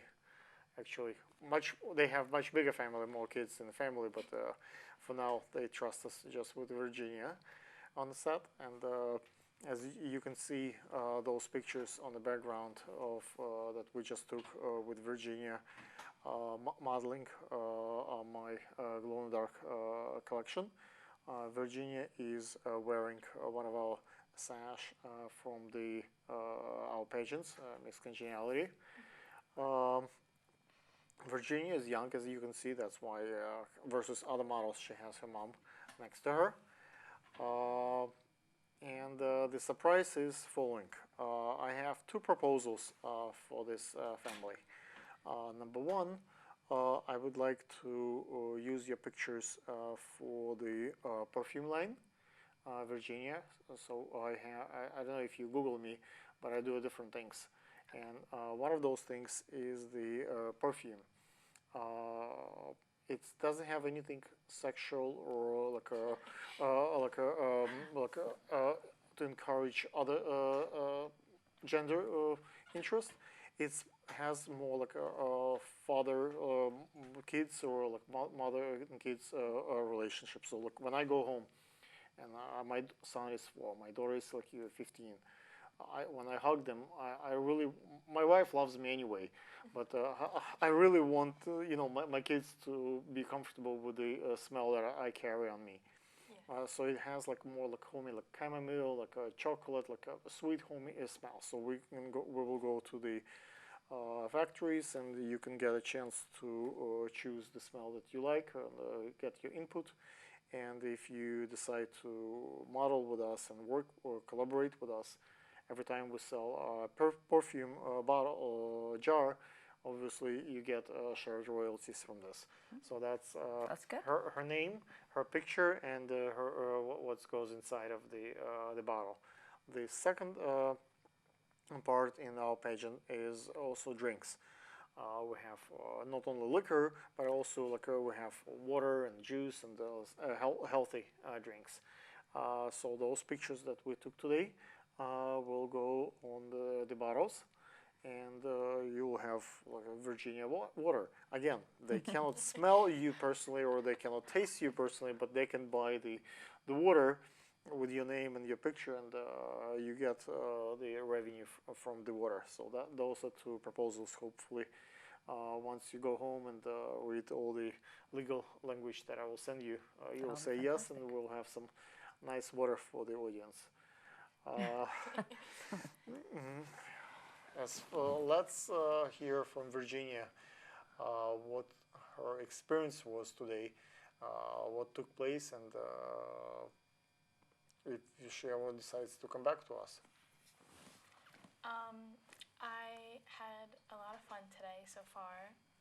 I tried on some dresses and it was a lot of fun. I love trying on dresses. And I got my makeup done, as you can see. And I got my hair done and I had a lot of fun. Okay. What about your mother? Has that paid off the hazard of wasting basically Sunday? Well, not wasting. You spend time with your daughter, but it's like out of your way, all the way from Long Island. Was it worth it? It's when I see Virginia smiling like that, it's worth it every penny. She helped me a lot with the twins. We had twins that they're now 5 years old, and I would do anything for her. She helped me with everything: the house, the babysitting, the cleaning, everything. Wow. So yeah. I heard Virginia has a big heart, and something will take place at the prom, correct? Yes. My mom's friend, she has a son with autism, and she asked me if I could go to junior prom with him next year. And you said yes? Yes, of course. You see, guys, that's a very noble gesture. Something like that can certainly bring a confidence and inspire kids. And when a beautiful model who models for like a perfume and water bottles and comes with a prom, I think the kid will have a time of his life, and that would be a very memorable experience. Do you have any advice to young girls who, like you, would like to become models, maybe? To enjoy it, because it is a lot of fun and you're only young for so long, and enjoy it while it lasts. And just watch out, be careful, and you'll have a lot of fun. Okay, so hopefully we have fun today, and you will judge by the pictures and the production. Thank you, guys.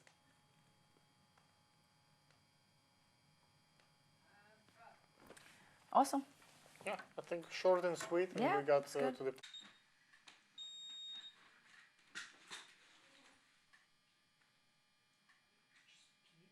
One feet closer. No, on the right, yes. Thank you.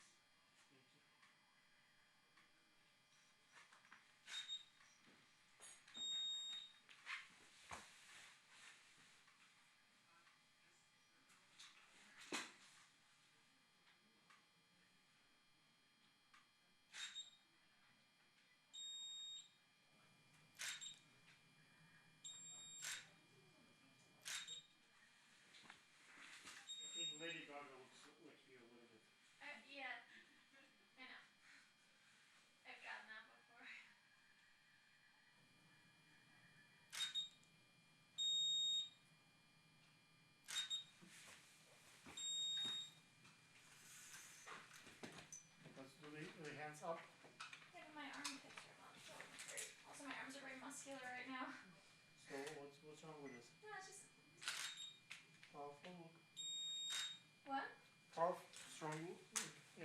muscular is not bad. There are guys who are crazy about muscles. Want me to flex?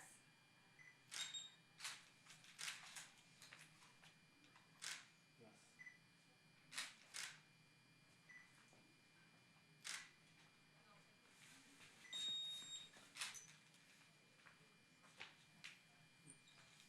Bridget. What? Like Marilyn Monroe. Marilyn Monroe?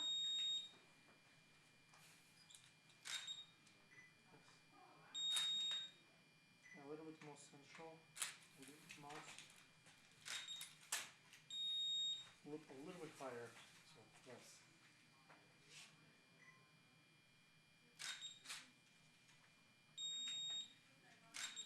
Nice. When I Okay. grow up? Yes. Mm-hmm.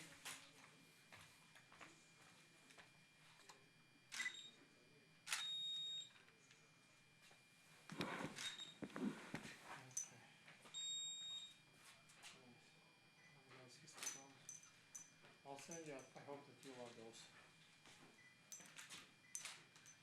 As you can see, we both have pretty much this look. He's shooting knife and he's shooting the same flash I'm shooting in the same bracket. It's not that often you get to see the guys. No, don't take my picture. Yes.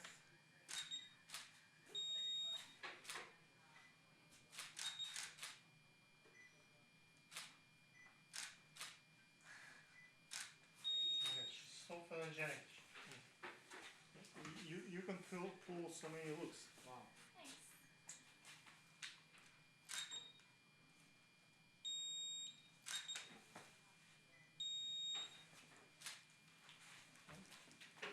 When you're doing this on the fly, I can What? imagine you're doing those looks on the fly. If you struggle, that I can imagine how well you can do. What? If I I think struggle?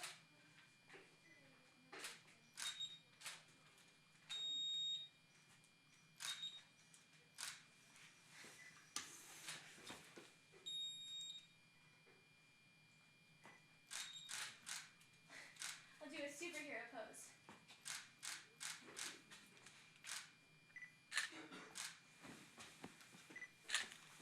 Sean, are we getting this? Guys, that's what real model looks like on the stage. You can see that it takes almost no effort on her side to strike a pose, and it's like nailed the look right there. Try. Oh, wait one.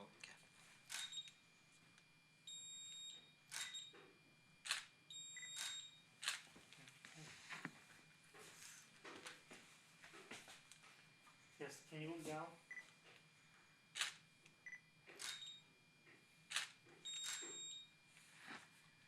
Thing like that. What's this one? Can I hold it? Yes.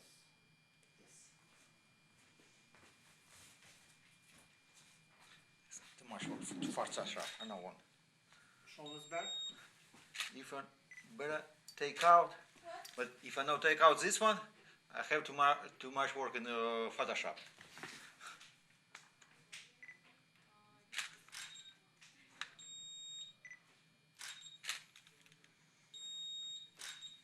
Okay, I think you're good. That was real nice.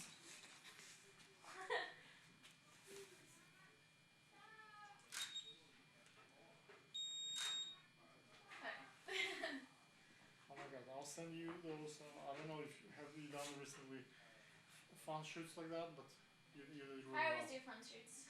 Always, okay. Cool, awesome. Okay. So I'll get those pictures and all that. Yes. You get the pictures, you get the video, you're good. And if you like the touch-ups that I do on my own pictures, then if you want, you can send the rest to me to touch up and send it to the Russians or whatever. Okay, I'll send. We can work on we can find the common ground. Let's take it off from the screen. Alright, I'm gonna go change and Yes. then I'll. And then you're done. Yay. Are you going?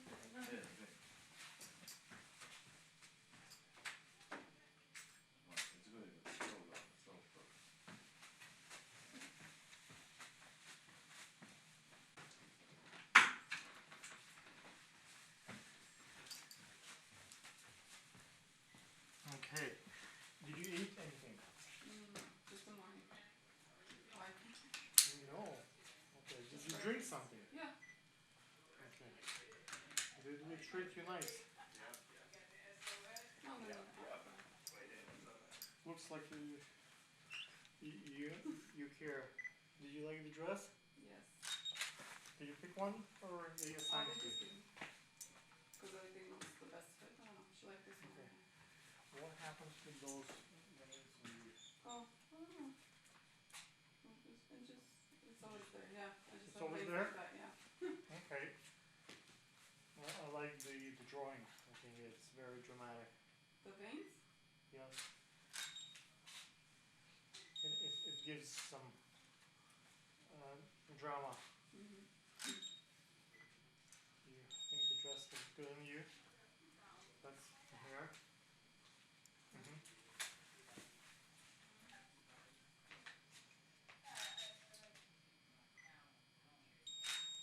I have actually a Polish flag in if we can try something there.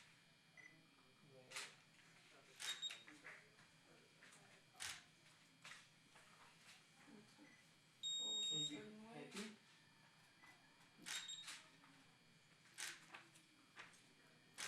With the earrings. Nice.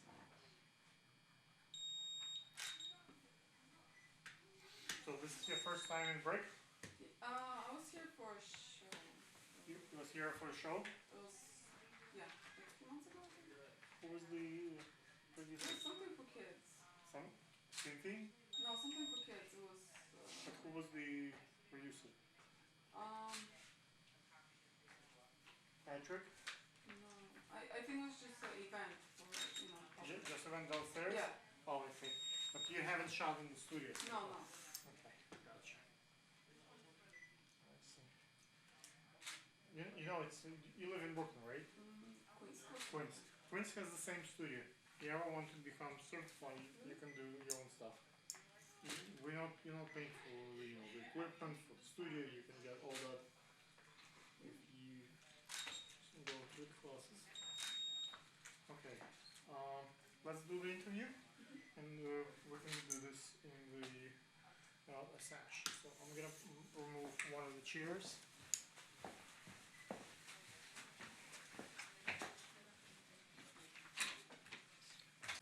4, 3, 2. Ladies and gentlemen, I have one of the most beautiful Polish models with us here in Brooklyn, Anna. And Anna actually been here at Break before, but this is the first time for you to shoot at one of the studios, correct? Yes. So Anna just did a couple of pictures with us, and hopefully you will see those pictures on different drinks. What do you like to drink? Do you drink wine, cognac? What's your favorite drink? Wine. Wine. Red or white? Red wine. Okay. Anna is here for the treat. One of the surprises that she doesn't know, and hopefully she will say yes, is that we would like to put her name and face on red wine bottles at the Polish model competition of us. And hopefully the idea is that the more bottles we sell, the more revenue you make. So it's like we go to the winery in Long Island, and you get to pick the wine that you like. We bottle it. We put a label with your picture and your name, so it's Anna Red Wine. I think it's the reason why I started doing this was the chauvinistic kind of perception that all the drinks are in America. I have male's name, like Jack Daniel, Jim, Tonic, all those names are male. And I'd like to change that. And I think I have beautiful models around me when I do my pageants and shows. So I thought the guys cannot taste you, they cannot drink you. But if we bottle some nice liquor, at least they can drink what you like and your taste. So the more we sell those, the more money you and I will make. And hopefully we have good taste with some nice wine into those bottles. And so hopefully you say yes. What did you say to model in the first place? Why are you a model? I think I tried it just to see what happens for fun. And what happens? I did a few shows photo shoots. It's been fun. You tall, you pretty. Yeah. People ask you Yes. to do photo shoots. So like the bottle of coffee that I'm holding, like those maybe better labels, as you can see, those dresses are from the another shoot, but same dresses like you're wearing. They are glow in the dark. They are fluorescent. How was your experience today at the show? It was nice, a positive experience. Nice. Yes, very nice people. Everybody treats you nicely. Yes. You like the facility? Nice, yes, nice place. A lot different than usual. Different from usual? Yes. What's usual? Small tiny place, yes, small, tiny places. Somewhere in an abandoned building? Yes, or outside, like outside. everybody's watching. Here is watching. You have 7 million people watching. Okay. Old Brooklyn or Queens. You're getting quite a bit of audience as well here. The public access TV is in every basically house. You live in Queens. We are here in Brooklyn, but if you go to Queens, the same public access office there, and you get certified, you can become one of us, and you can produce your own stuff if you like. I know that you work with the autism, the kids who have autism issues. So if you'd like to build a show around that, we can do that. For now here in Brooklyn, but maybe later once you get certified, you can do something nice for the kids in Queens, and you will be if you become like producer like me, you'll be in charge of what goes, what doesn't. Okay, that's nice. I'm also interested in photography. Yeah, so learning. Photography. So okay, how was my photography? Did you see any interesting traits about what I do? I mean, I'm watching and learning. Okay. So I would suggest the bracket that you saw and the other guy is using. It's like one of the. It's expensive, but it's really working. Elevator, higher flash makes a major difference, especially on red eye and on the events. Also, there are a couple of here and there projects. What kind of camera do you have? I have a Nikon, the D5500. 55. Okay, it's not a full frame, but still it's a pretty decent camera. And maybe next time you bring your camera and you join the crew as one of the photographers. Sure. Sometimes the models would model for female photographer and would refuse to male for male photographer. But, so to have a female photographer on the crew is always beneficial. Okay. Okay, guys. Hopefully you can see Anna in one of our shows, and you can on next show buy the drink designed by her, and we wish Anna success, and hopefully you like the pictures we produced. Hopefully. I said it way more than it's supposed to. Cut. Okay. Let's get one more girl. So stay there. We got.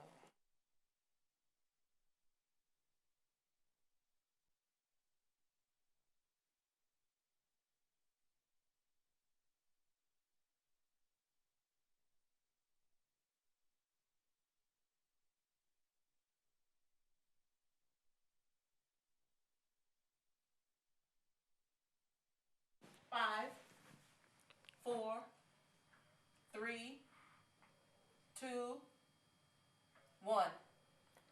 1. Ladies and gentlemen, I would like to introduce you to one of the youngest and the prettiest models that we worked at the YouTube space the other week, Zoe.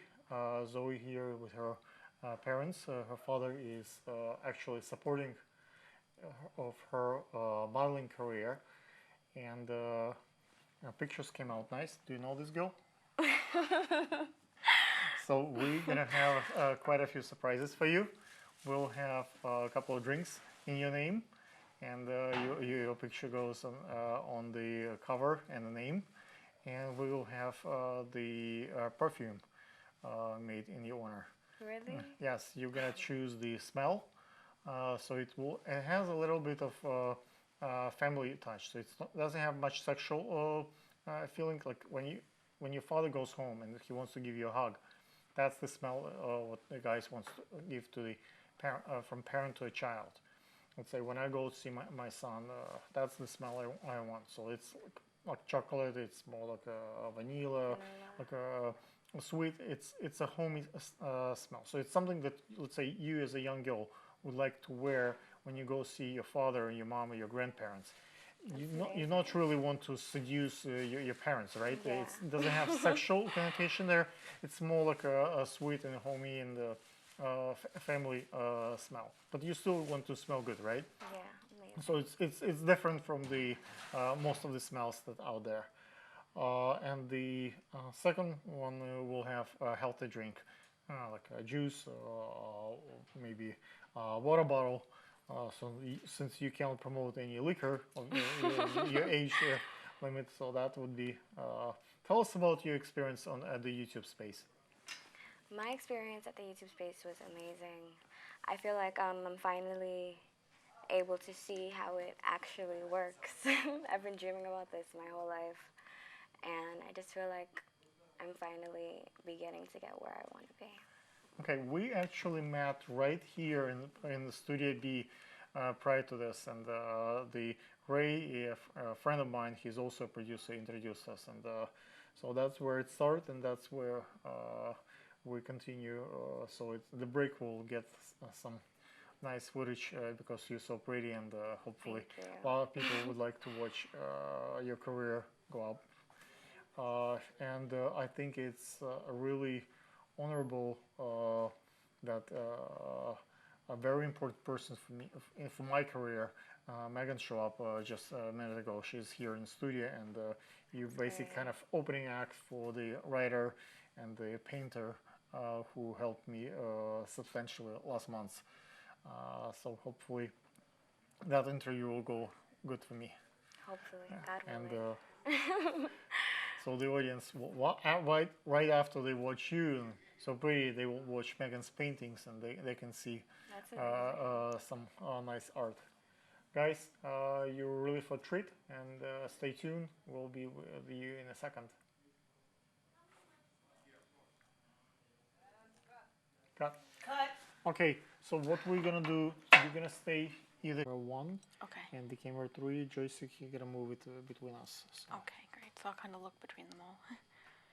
Oh, you can look at the camera 2.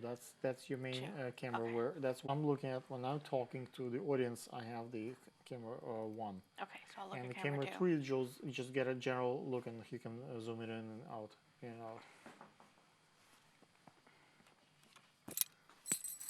Rolling. Are we rolling?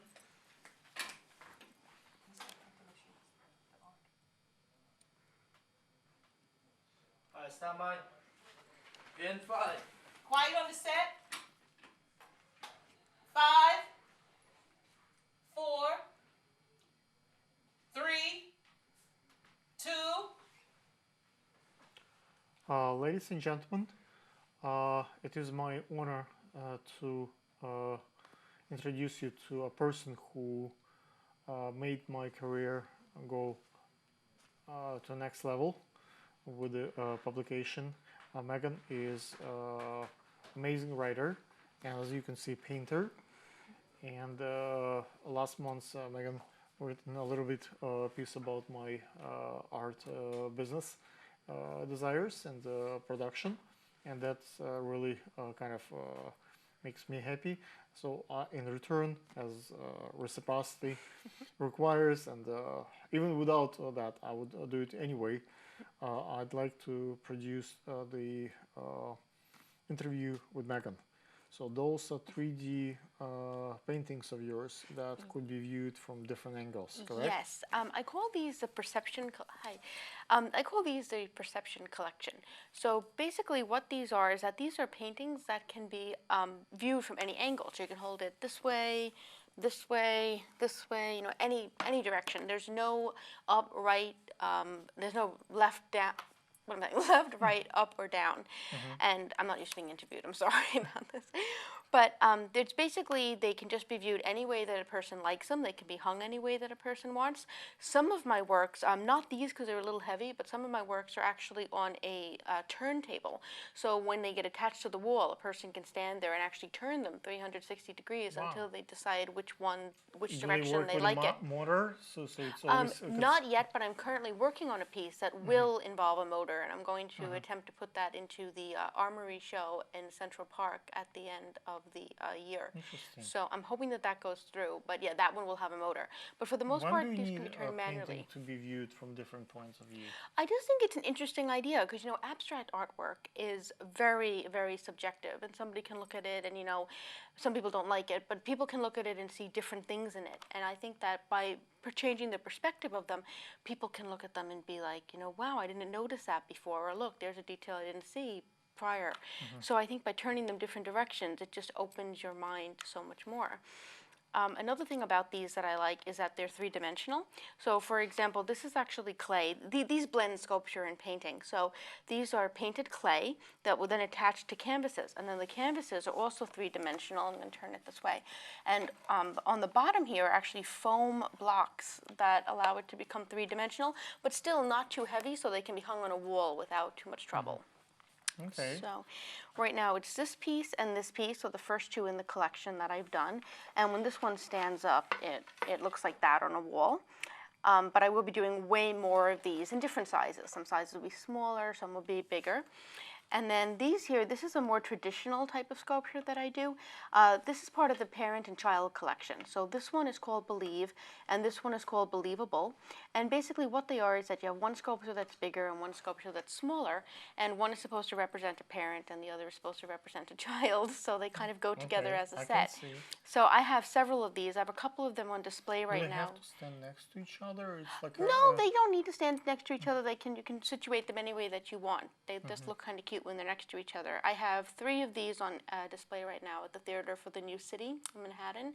And yeah, I have them in a couple of shows coming up in libraries and a few galleries. As far as taking care and cleaning, what's the process of, like, I'm sure my wife, if I would put something like that, she would want to know how to take care. Like, do you need a vacuum cleaner, the dust, no, how do you take care, like, maintain this? I have these sprayed.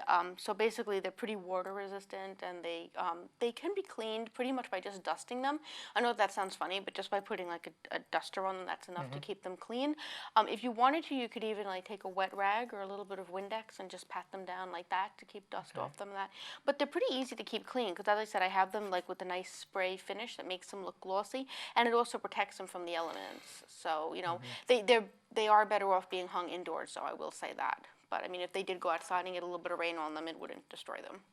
Wow, that's a pretty interesting concept. Oh, how did you come up with that kind of well, you know, story? I had never seen any artwork. I mean, I've seen artwork that's three-dimensional, and I have a number of pieces that are glitzy. I call them the crazy boards, and what they are is that they're wooden boards with little wooden pieces and beads attached to them and glitter, and they light up. I have little lights in them. People love those.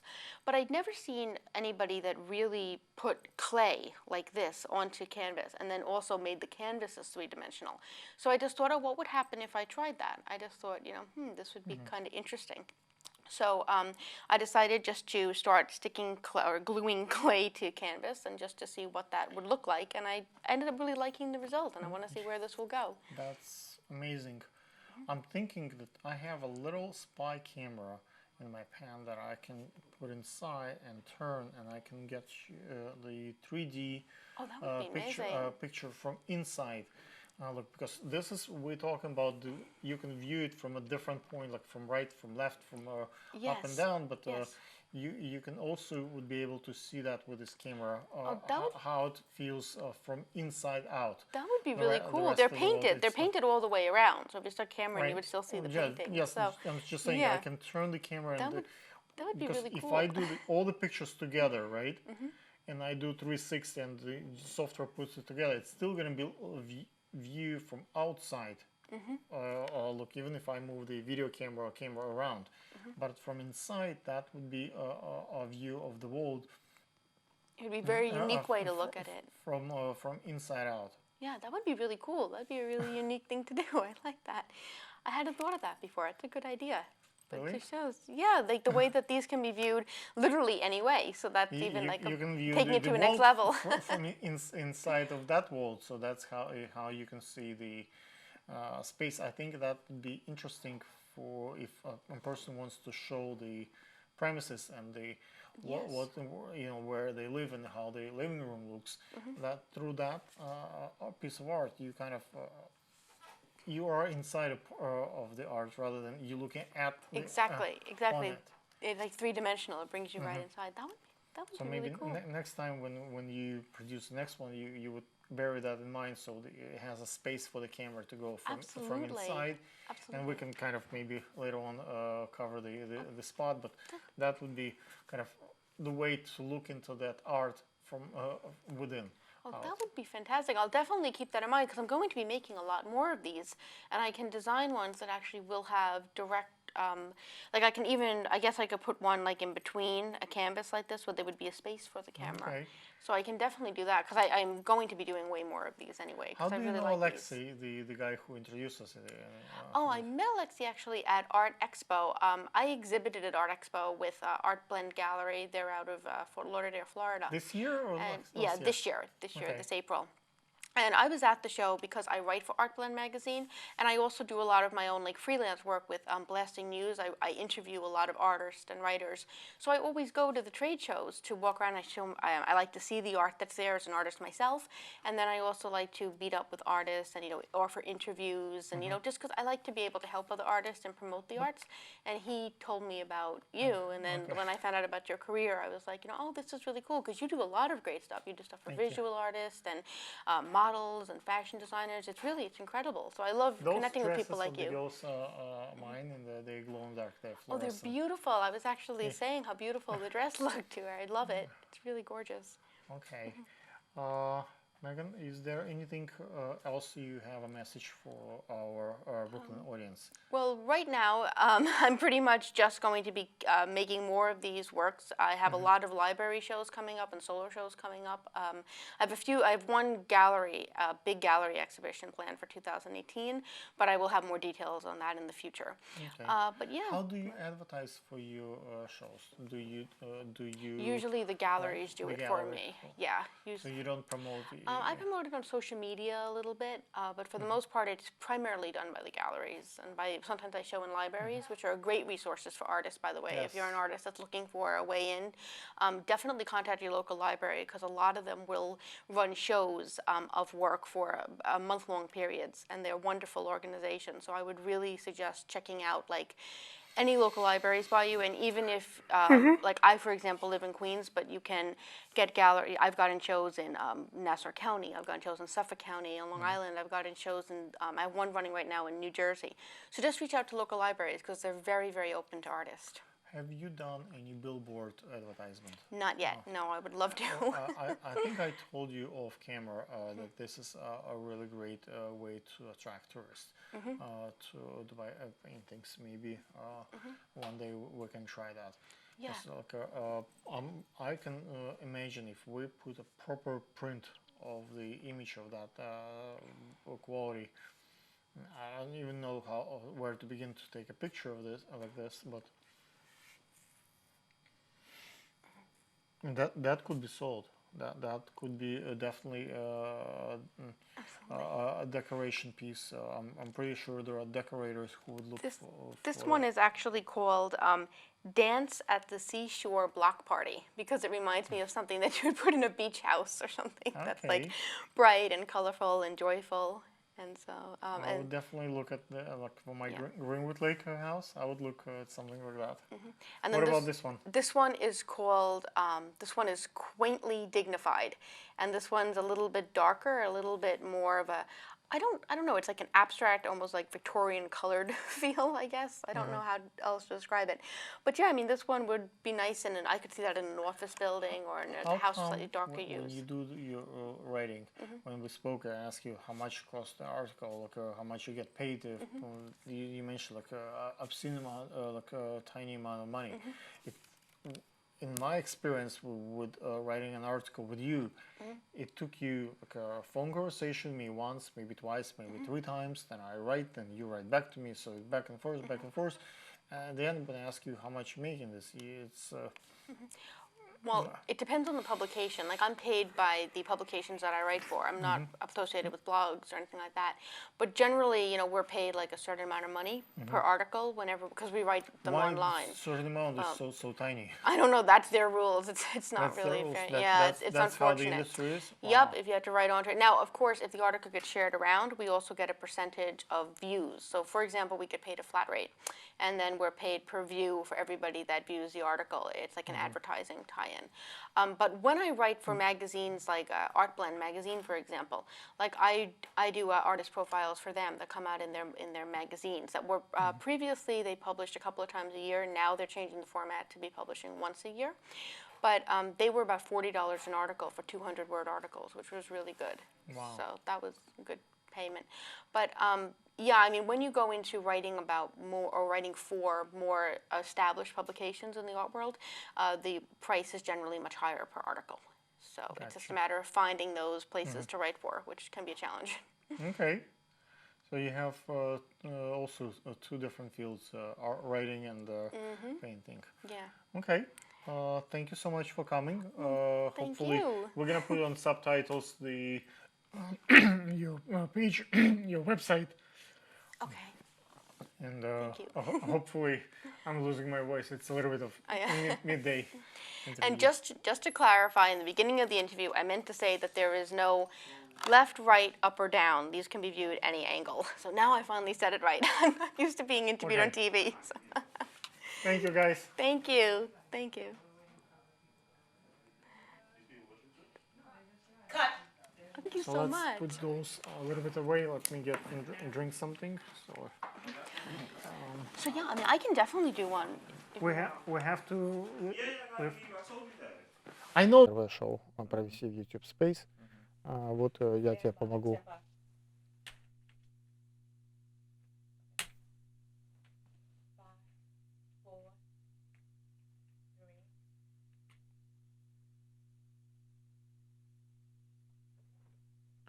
Ladies and gentlemen, let me introduce you to a new friend of mine who became an important person for me, Atabek. Atabek is from Uzbekistan, and Atabek has a number of traits to him. His name. He's a lawyer, he's an actor, and he's a journalist. He runs the radio station program on the Russian TV station. One of the things that's interesting about Atabek is that Atabek has quite substantial following on YouTube, and now that he saw that I produce at the YouTube, he also joined the YouTube creators family, and he will have like maybe in August, in September, his show there. So if you're interested to be either interview or produce or shoot something with Atabek, that's a possibility, and hopefully Atabek will be one of us here at Brick one day. What I want to talk about, basically, we will talk how we met, because Becca is a good friend of mine and who introduced us, and hopefully you like the space that I showed to him outside. Hopefully you like the space, YouTube space, and this brick location. And I definitely love your attire and the way you look. Hey, ladies and gentlemen, at the back. Hi, hello, thank you. Becca is a really good friend of mine. He's a talented person, and I have to say thank you very much for him because I met you. And that was a very good day when we prepared that movie, that's part of the movie. And that time I met you, and we recommended that kind of, I think, one of the best things and tools which I could use on my YouTube channel. Because YouTube channel and also YouTube is working really good in our country, all the Central Asian countries at all. And I am one of them who try to use that channel to increase our cultural potential who has our country at all. That's why thank you very much for that. I'll try to be my best and try to use that kind of space, that kind of possibilities, as not just as a deal, as an opportunity. Let me build some audience for. So you know a little bit about Atabek. He's a quite famous actor back home in Uzbekistan. He done 50 movies that are A-list quality movies, and he has his Wikipedia page. You can look him up, and once we get the subtitles, you can check out his links and what Atabek is capable of. So it's a very interesting character. Thank you, but unfortunately, all the characters which I play are evil. You always play evil? I don't know why. Yeah. We must get you some.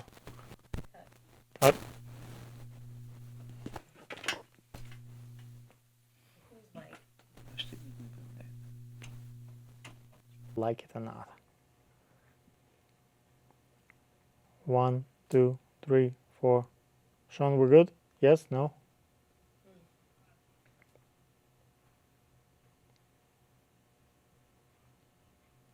One more time, please. 1 hen, 2 ducks, 3 squeaking geeks, 4 limerick oysters, 5 corpulent porpoises, 6 pair donut-weared wizards, 5,000 Macedonians in full battle array, all stuck around the crack at the corner of the quarry at the same time. 7 apathetic, diabetic, sympathetic old men on roller skates who all stuck around the corner at the quarry at the same time. Stand by in 15. Yes. 5, 4.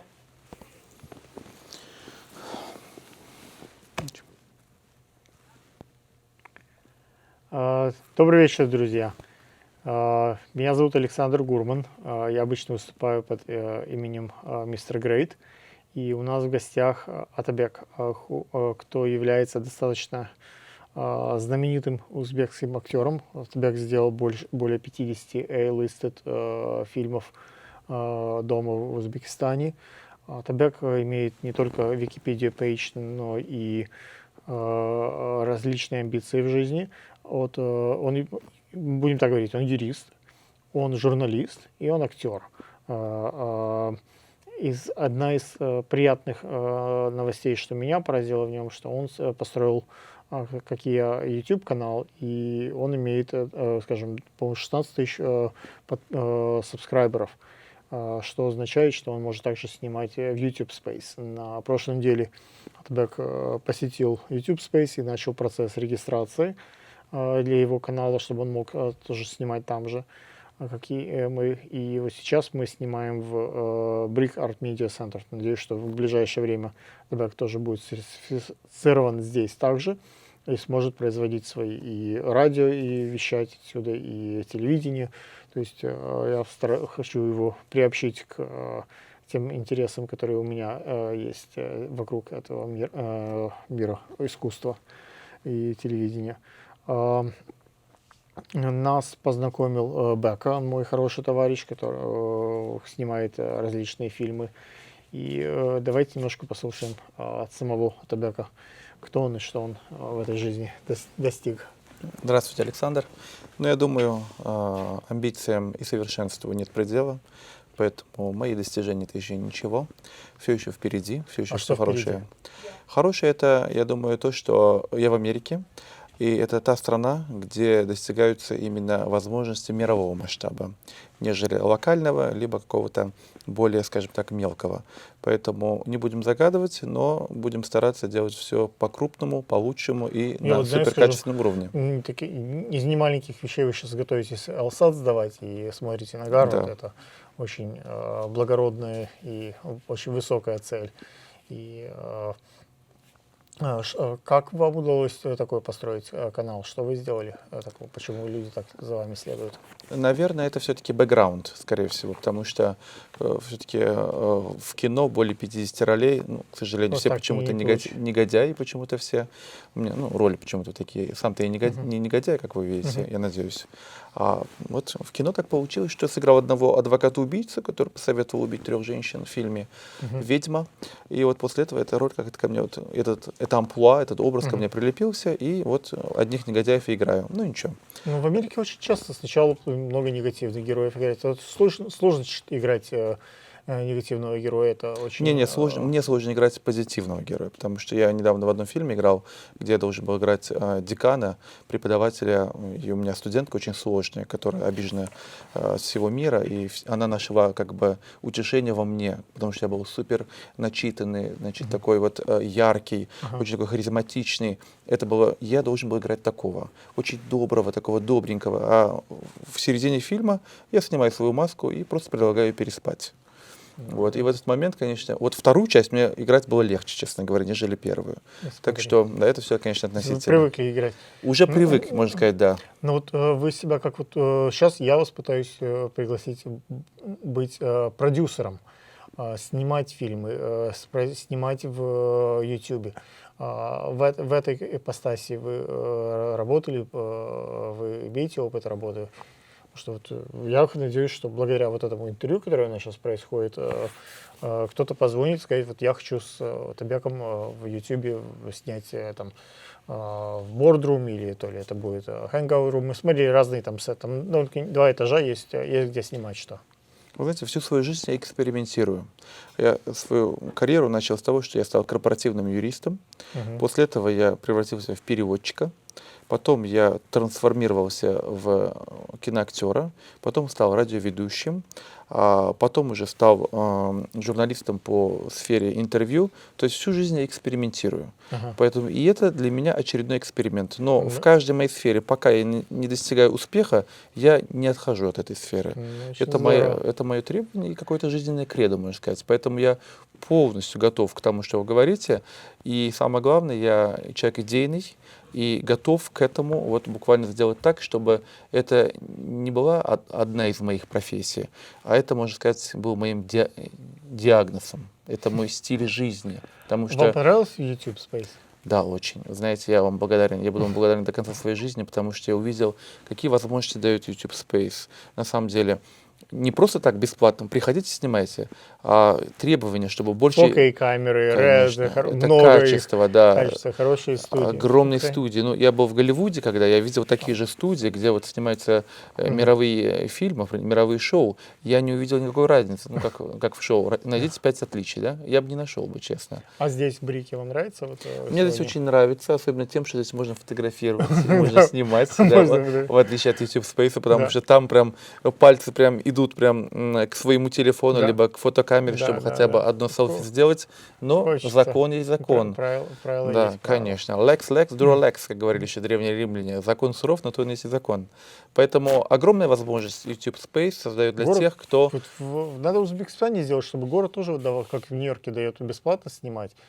Вот это называется свобода слова. К этому это и идет, потому что буквально недавно наш президент, у нас новый президент, Мирзиев Шавкат Мироманович, и он с его инициативы создается специальный центр по поддержке телевидения и кинематографа.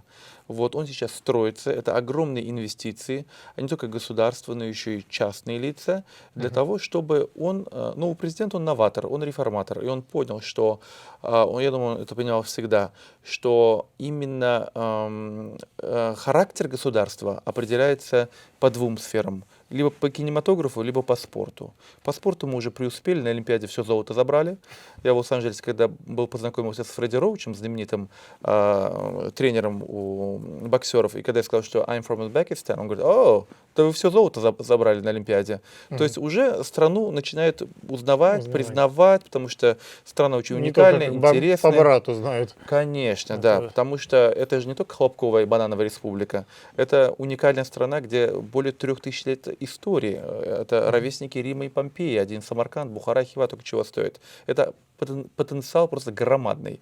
А вот именно через YouTube, я считаю, можно будет показать этот потенциал. Ну, мало ли что, есть ли он или нет. Главное искусство это преподнести и показать. Вот именно тогда, я думаю, будет успех.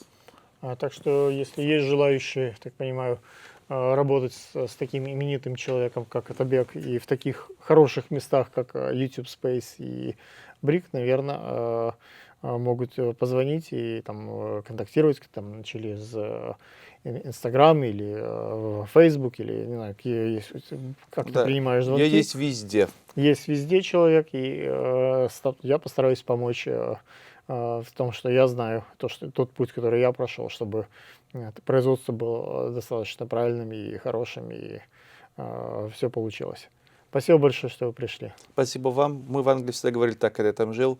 Sharing is caring. Спасибо большое за то, что делаете этот sharing со мной. Единственное, что мы не будем здороваться за руку, мы будем как мистер Грейт локтем Да, касаться. и это как?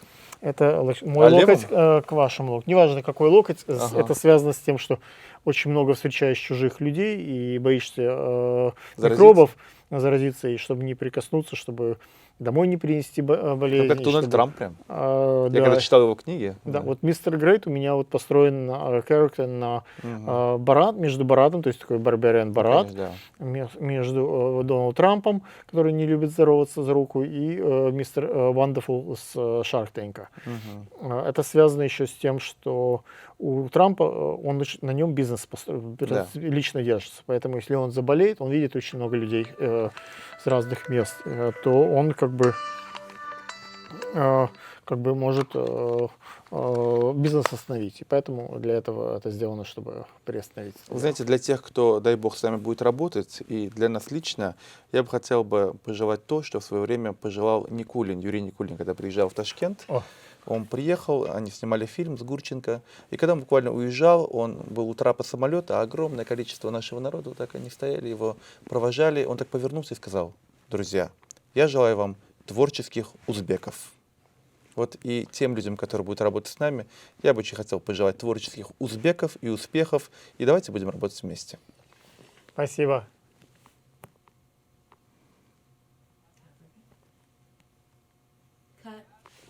Okay, we're gonna take one more take in English, and we'll be done with him.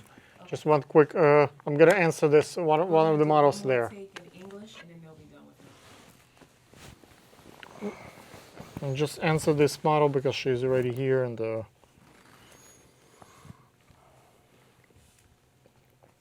she will keep calling.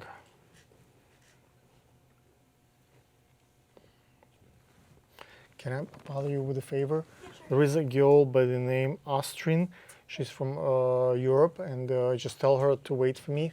Once I'm done with a couple of interviews, I'm gonna come out to see her. Stay with me.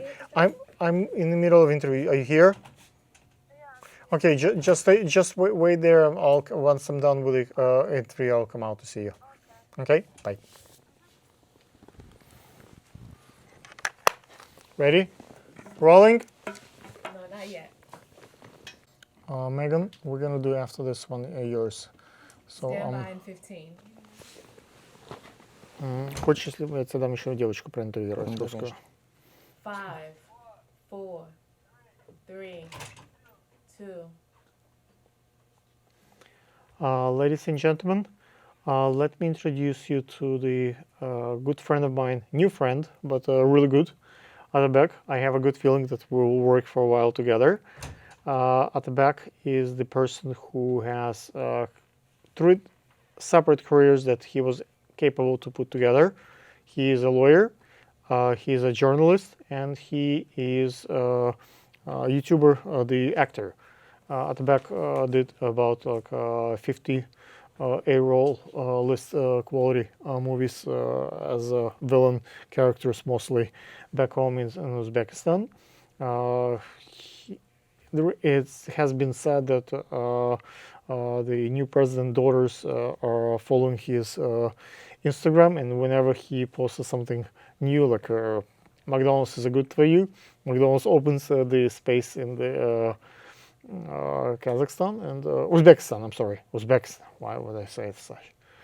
And at the back has quite a bit of following on his Instagram and Facebook, and what's really good for me, also on YouTube. So he can be producing also at the YouTube space in the city, and as well as hopefully he will get certified here at Brick, and will produce his shows here. You can produce any language. Public access TV is for everybody. Let's hear from that interesting person. Hi Alex, how are you? Thank you for introducing and thank you for underlining that all my roles are evil. Thank you so much for reminding that, because it's really hard, it's really difficult, but I'll try to do my best. As you mentioned before, yes, indeed, I'm a lawyer by trade, I could say, and also a professional movie actor. I'm working as both and do them concurrently. From a young age, I immersed myself in law. And after that, I had in my mind that I had to become a lawyer. And after that, that was another kind of profession. But sometimes journalists in my country try to ask me, which is your profession is better for you? To be a lawyer, to be a journalist, or to be an actor? That time, I have a very good answer. You know, Mr. Lukashenko, who's the president of Belarus, he once said, "A clever calf sucks 2 mothers." In my case, 3 mothers, which is hard and difficult, but very reasonable. And I think everyone is really extraordinary person. This is very individually, and I'm trying to work in that area, not just to be an actor or just to be a YouTuber or just to be a journalist. I try to have a lot of experience. That's very good chance for my background. And you know, very famous German lawyers and of course philosopher Goethe once said that experience is the best part of the truth. That's experience. And of course, YouTube is a little bit young, a little bit new area for me, because here I think the last 3 or 4 months I'm here. And now I've got more than 16,000 subscribers, but that's not enough. But you know, you showed me that place, YouTube space. Here I could organize some shows, some interviews, some really interesting project, and I'll try to think outside of the box. That's really good possibility. I think that's not a deal, that's a great opportunity for me. And there we could show to Uzbekistan, to whole the world, that we can do it by ourselves. Because a very famous proverb says, not God, but man can make pot and pan. Very famous proverb. And I think through YouTube channel and through YouTube Space Company, we could prepare something great. Something very incredible and amazing, I'm sure. Thank you, guys. That's a take from very wise man who been able to, in a short period of time, to capture quite a bit of audience. Hopefully stay tuned, and if you want to join Atabak and me in our projects, we will be glad to hear from you. Thank you. Okay. Okay, yes, so get some rest. Let's do the, Megan, I'm gonna get you in a model to introduce. Come on guys, let's go. Even if it's not perfect, let's go. Don't touch her. Here we go.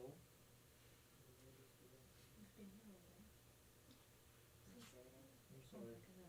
That's okay. He was perfectly a perfect gentleman. Okay. No, she gotta take that phone off. I'll put it on and silent. give it to somebody else. I'll put it on silent. Right there. Because if you start vibrating, what's gonna happen? It's on. It feedbacks in the mic. It's silent though. No, if you start vibrating, it feeds back in the mic. Silent. Oh, it's not. It's not vibrating though. Mine is on, but I need it. So I'm gonna be. Ease up a little bit. Sit. Good. Sit back. Alright. You all set? Yeah.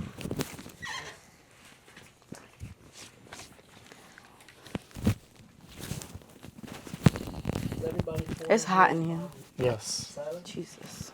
Those lights in the morning, it's so cold. It's freezing, but those lights are so hot. Mm-hmm. You got to see. And you got a long sleeve shirt on and long pants. Yes, that's. I do that when I shoot outside. Mm-hmm. 12 hours on the heat. If you don't wear the the shirts and the the long sleeves, you burn. You don't have the energy for the day. So let's cover the bases. We're gonna talk about how we met, the YouTube space shoot last month, actually this month. Our next shoot at YouTube space, your collection, your clothing line, your models.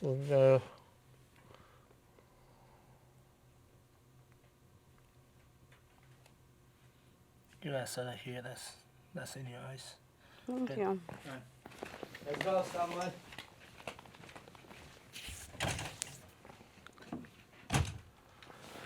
Okay, he said don't lean forward. Okay.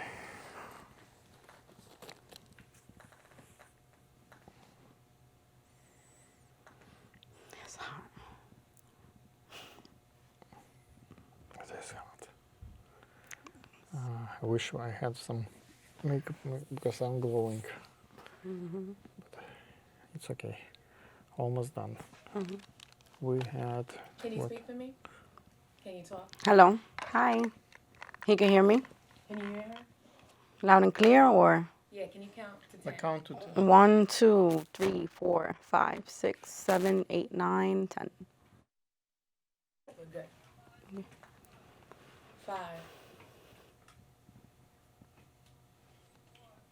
4, 3, 2. Ladies and gentlemen, we have famous Gabriela with us. So far, I have encountered 3 times working with you.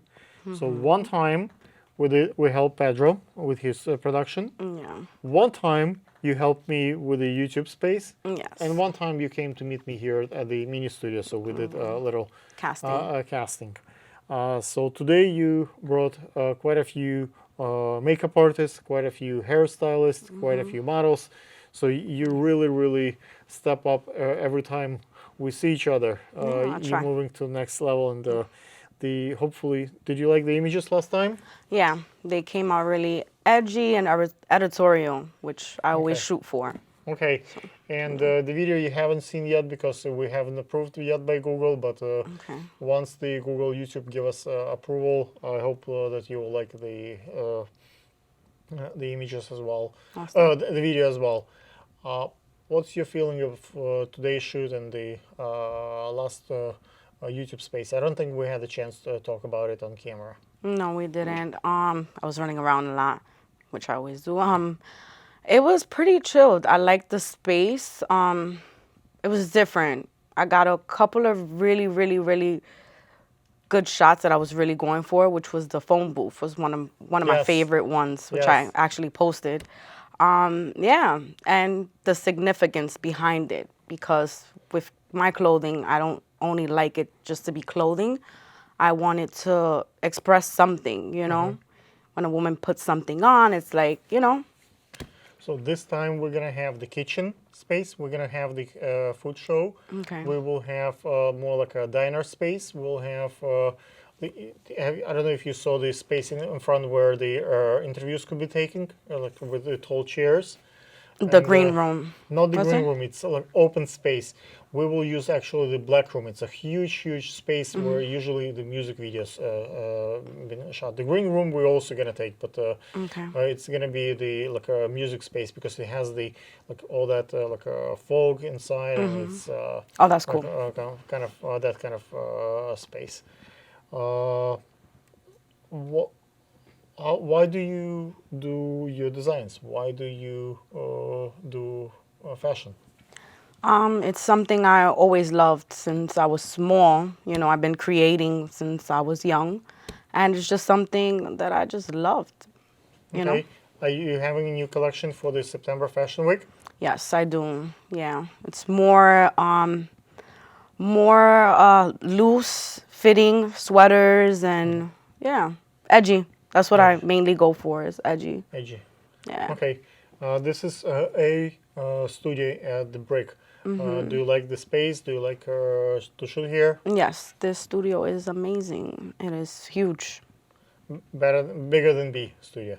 Yeah. The only drawback is that we have to go back and forth with the control room, but other than this, if we fix the God voice, it would be even better. Thank you so much for coming today. Thank you for having me. Thank you for bringing your models, bringing your makeup and hair people, and hopefully we'll have nice images come out of this. We will. Not hopefully, we will. We'll cut. Okay, thanks. All right, that's it, yeah. So whenever the girls...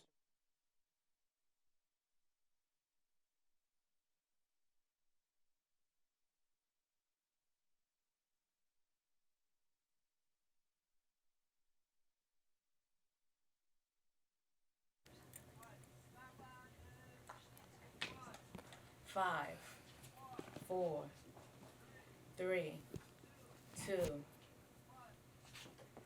Hello everyone, this is Megan Meehan representing Alexander Gurman, and today I'm here with model and actress Kate Brady. Cut. Your mic is not on. Oh. I don't hear you. Can you hear her mic in here? It's on in here. Okay. Okay. So we need you to talk louder. Louder, okay. Okay. Just like how when you did the mic check. Okay, so louder. Yes. Okay, let's start again. Yes.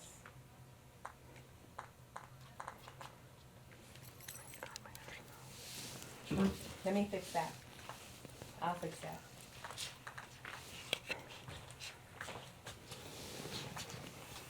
And guest, could you please sit up first, please? Yeah. It feels so weird to be on camera. I know. No headroom. I'm not used to it at all.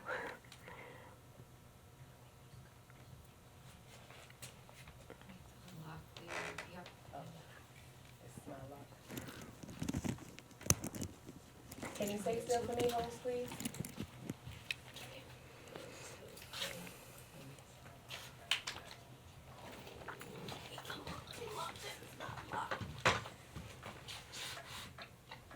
Is that where you want it?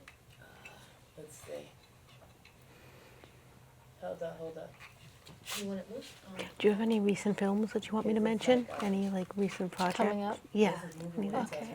I have something that I'm shooting at the end of August. It's called Right from Hell. Right from Hell. Be the lead in that. And I'm really excited to shoot that. That's a horror movie? Or? Yeah. Okay, good. good. I love horror. Yeah. I also have a couple shoots coming up. I would say that I'm going to be playing leads in a few short films, and well, I'll give you a chance at the end. I'm going to play this like I do my written interviews, and I'll give you a chance to mention stuff at the end. But I figured we can lead in with Right from Hell. Okay.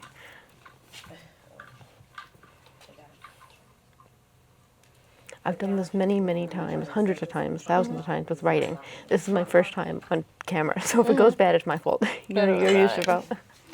Honestly, if I mess up, it's because I haven't really been interviewed without knowing what to say, or at least on camera. I've been interviewed, but not on camera. They've been having so many issues today, it seems, with the stuff. Have you been here before? I've been here once before. I was interviewed for a stop motion video I did that they actually put on their cable TV channel. So you kind of cool. On it? Yeah, they interviewed me and then they did they had a clip of the stop motion and then they played the whole 3-minute video on their cable network. That was kind of cool. There's been no, there's been issues, technical issues. So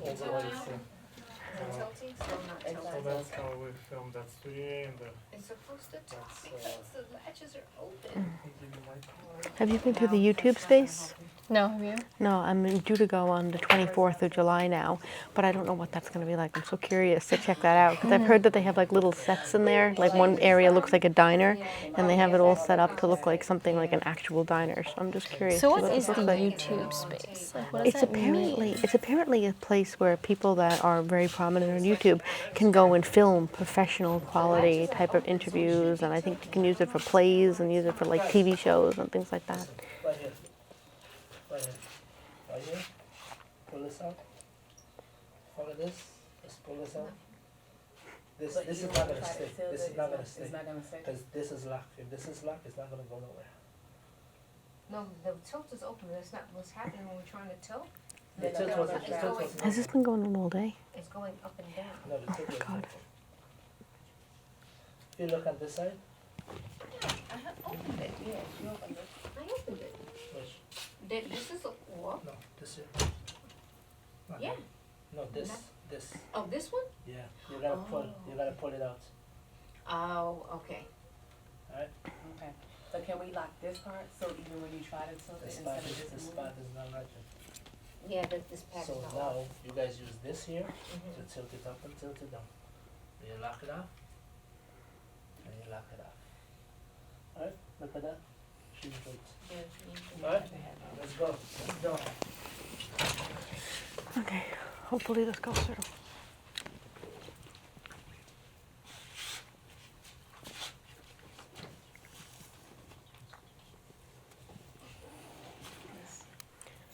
Do you need me to test the microphone again? Because was that an issue? No, you're Okay. good. You just need to speak Just speak louder. Okay. Yeah.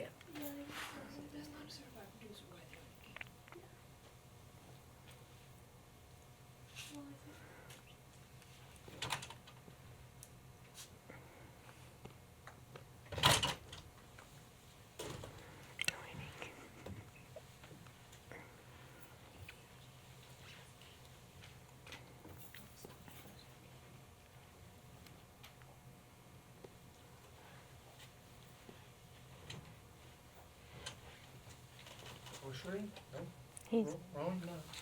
they're setting up. Takes so long. Something was wrong.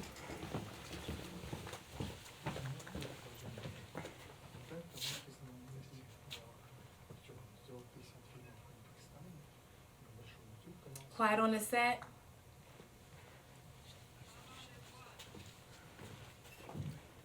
Four, three, two.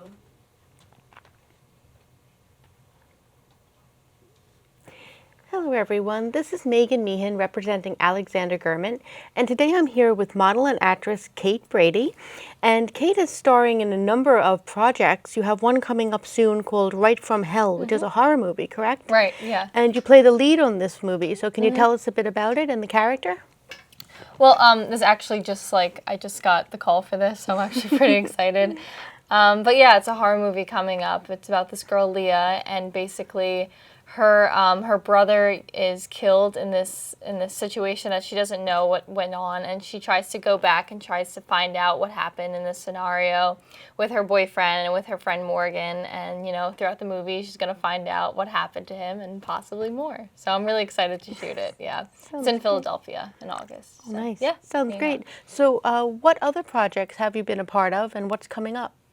Well, I've actually just started doing modeling and acting in New York City. So I've been doing a lot of short films and a lot of really, really small roles in some big feature films. Like I was an extra in Ocean's 8, but I've also done some leads in short films and some music videos. So yeah, it's been a really great That's fantastic. experience. Yeah. So what are your ultimate goals for the future? I think that professionally I would want to be a commercial actress, but I do like to model and I do like to do it as, you know, a side kind of thing. Lovely. But yeah. And how did you meet Alexander Gurman and become involved with his fashions? Like you have one of his glow-in-the-dark dresses on now. We actually met on Model Mayhem. Are you familiar with the? Yes, Okay, I know that so show. yeah, and I had a casting call in the middle of a B&H store. Do you know what that is? Yes. Yeah, Yes, he so does. it was a retail store, and I was actually practicing my runway and my pageant walk in a retail store, and everyone was kind of like looking at me like, what is that girl doing? But it was very funny. It was a very good time. So yeah. It worked out well. Yeah, it did. He told me that if I couldn't, you know, walk in front of normal people, then, you know, you can't walk in front of industry professionals. So That I was like, yeah. That makes a lot of sense. Yeah. So out of all the movies that you star in, do you have a favorite genre, or is there a particular type of character that you would really love to play? I like to play the badass kind of girl, like the Regina George, or you know, like that kind of, or the Brooke Davis from like One Tree Hill, like those kind of girls, the powerful ones. I really like them, I think. And what do you think draws you to these characters? I think I just like understand them in a different way. I think like they're a lot more fun, you know, like rather than playing like the normal character, the straight character. I don't know. Have you been interested in acting since you were young? Or? Yeah. I've actually been doing a lot of theater since I was in like, I want to say elementary school. Like that's how I got my start with like musical theater. And so then once I turned 18, I was able to actually do film and TV work. So yeah, that's what I've been doing when I'm home. That's fantastic. From school. So what are some of your other hobbies or events that are coming up? I love obviously hanging out with my friends and yoga. I'm really into yoga and dance and singing, and like I just started learning the guitar, so that's been a lot of fun. So you do it all. So you're an actress, you're a model, you're a singer. I mean, that's fantastic. I try to be as well rounded as possible. So now, considering that you have all these talents, especially with singing, do you think you might ever go back into theater in New York City? Because we have a very thriving theater scene here. Yeah, I mean, like I've definitely thought about it. There's only like very specific characters that I would really want to play, but if I was ever given the opportunity, I wouldn't say no. But fantastic. Yeah. Well, thank you. Yeah, thank you very thank you for much. having me. So Thank you. keep looking for Kate Brady and her future projects. And Right From Hell will be coming out soon. So look out for it. Thank you for watching. Yes, thank you. Bye. Cut. Was that all right? Natural, man. Yes. Okay. You are really good. Well, she did most of the talking, and I should have been holding this. I shouldn't have No, handed it to you. I tried to give it back to you. I would say both of you girls are really great, and I've never interviewed anybody on video before. So I was thinking, well, you definitely have traits for both of you for that. great, thank you. Man, you look so good. What kind of camera you shoot? I have a basic right now. It's a Nikon 3300. Nice. 3300. Yeah. Can you stay still for me?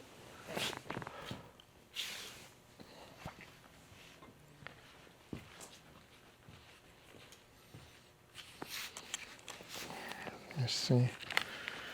We're doing on time. Okay, we have 20 minutes. 21 minutes. It's a video, everyone? For the studio space. After the 20 minutes, we have to wrap up all that equipment out. We can still do the still pictures, but all the video has to be and so you can still take pictures until 7. Pictures until 7? Pictures, this studio we have until 7. Okay. At 7 we have to be out of the door. Gotcha. And Sean, ready? Can you talk to him? Ask. We're not ready yet. I'm fixing your camera. Gotcha. The tilt lock is on again.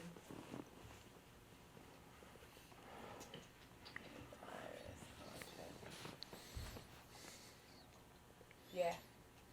What do you do other than photography? A little bit of graphic design. Do you have a card? Give it to me. Yeah, DMA. Yeah, 30 more minutes. I'm trying to, well, I'm gonna slowly convert over to videography as well, because I kind of like creating things, so. Nice. Do a little bit of everything. I did the modeling thing. Where do you live? I live in Queens, but I'm originally from Brooklyn. Okay, in Queens there is the same thing set up in Queens. How many more interviews are you doing? I don't know, we have only 21 minutes left. Really showing any of her clothes? My clothes probably is done. I want to do something for Gabriella stuff. At another time. But listen, she came late. While we're gonna wrap up, he will get some pictures of her stuff. We can do maybe some outside, but the studio we have to leave at 7 o'clock. What? 20 minutes left. I know the headroom is good on this one. Yeah, we have 20 minutes left.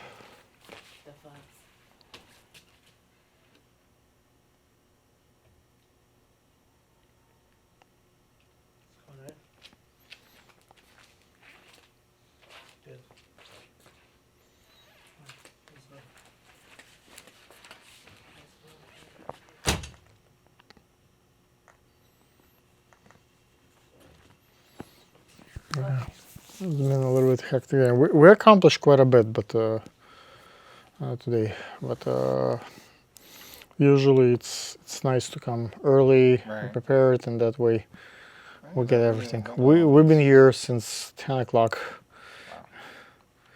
running stuff. So after this, I want to back to do the interview with the Russian model, and you can keep shooting, get set up the shoot. Ready? Stand by.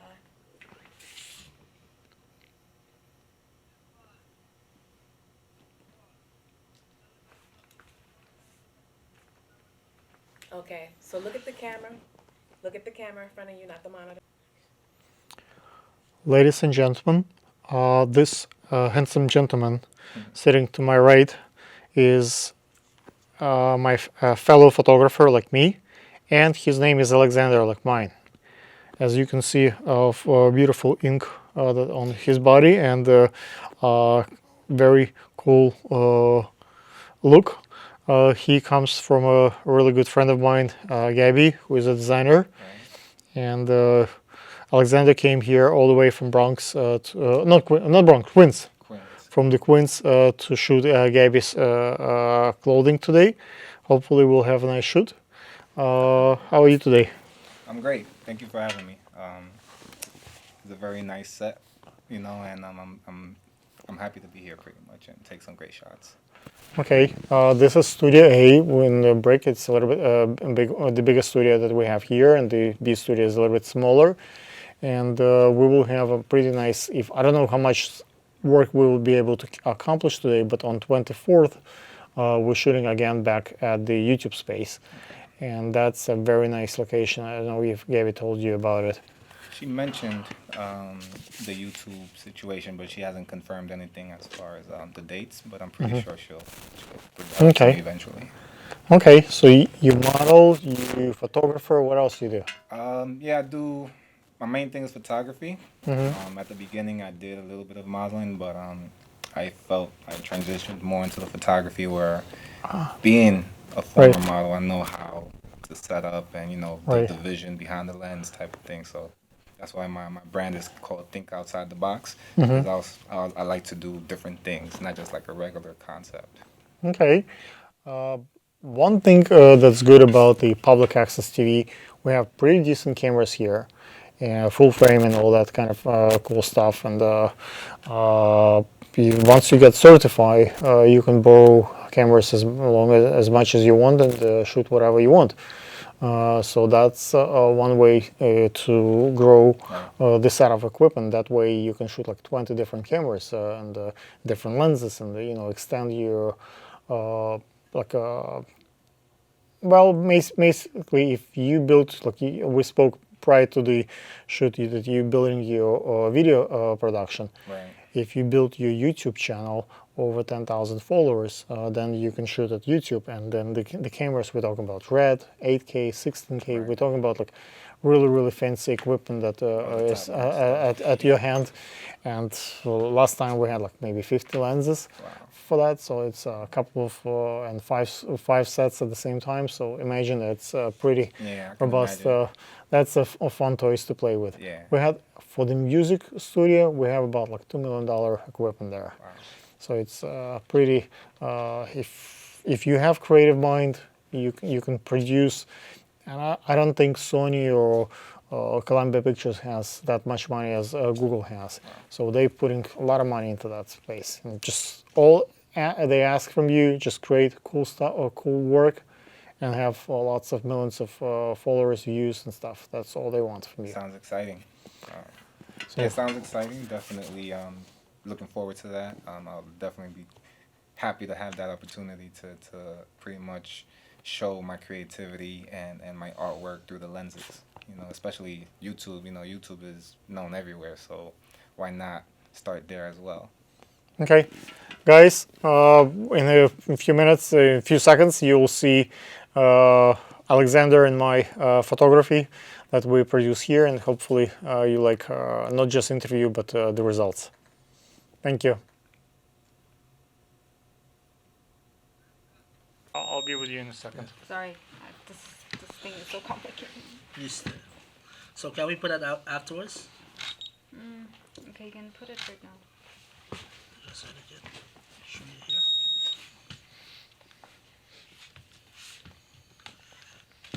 I love the shoes. All right.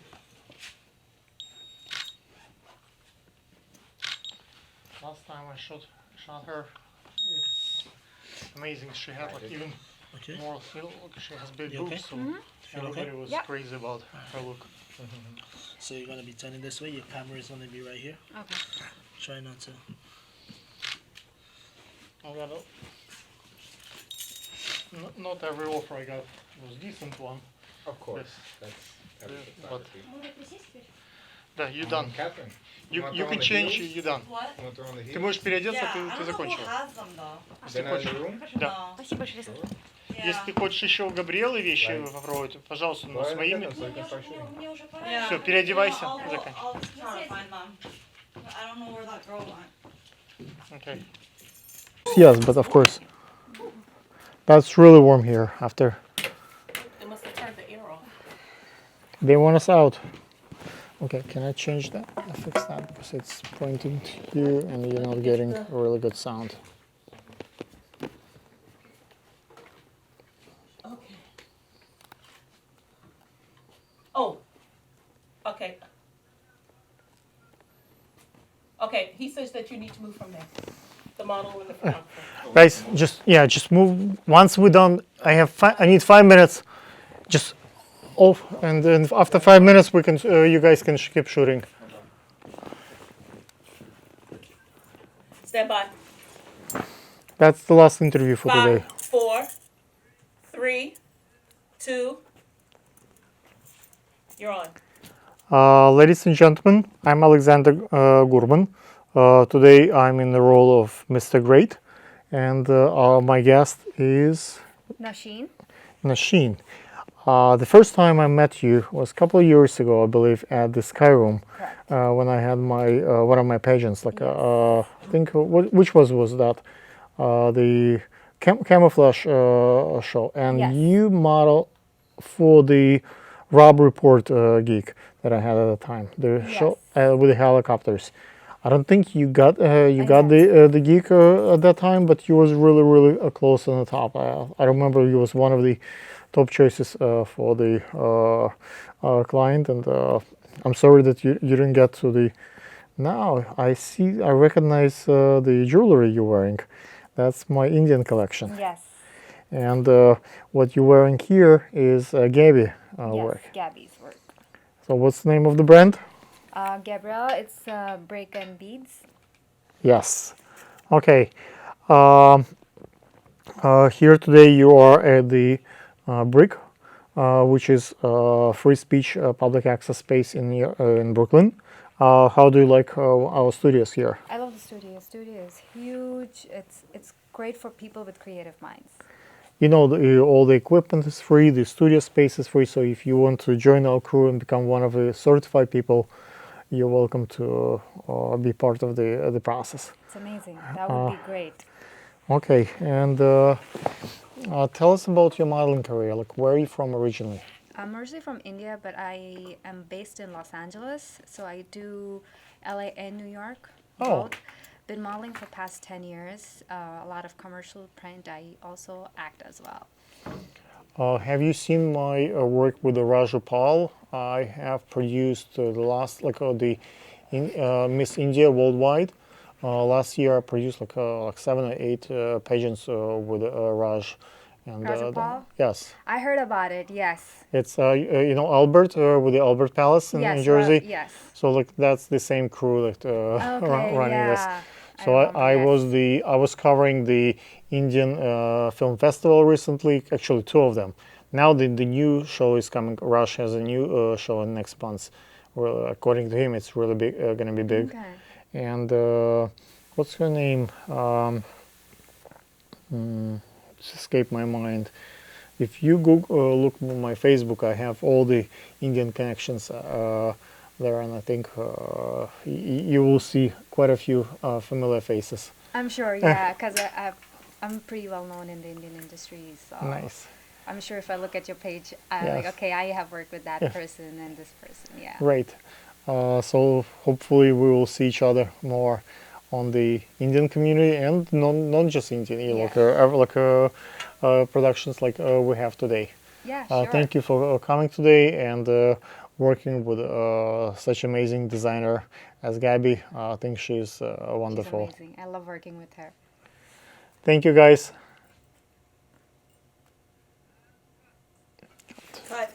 Okay, so now we are in the picture mode. Wait.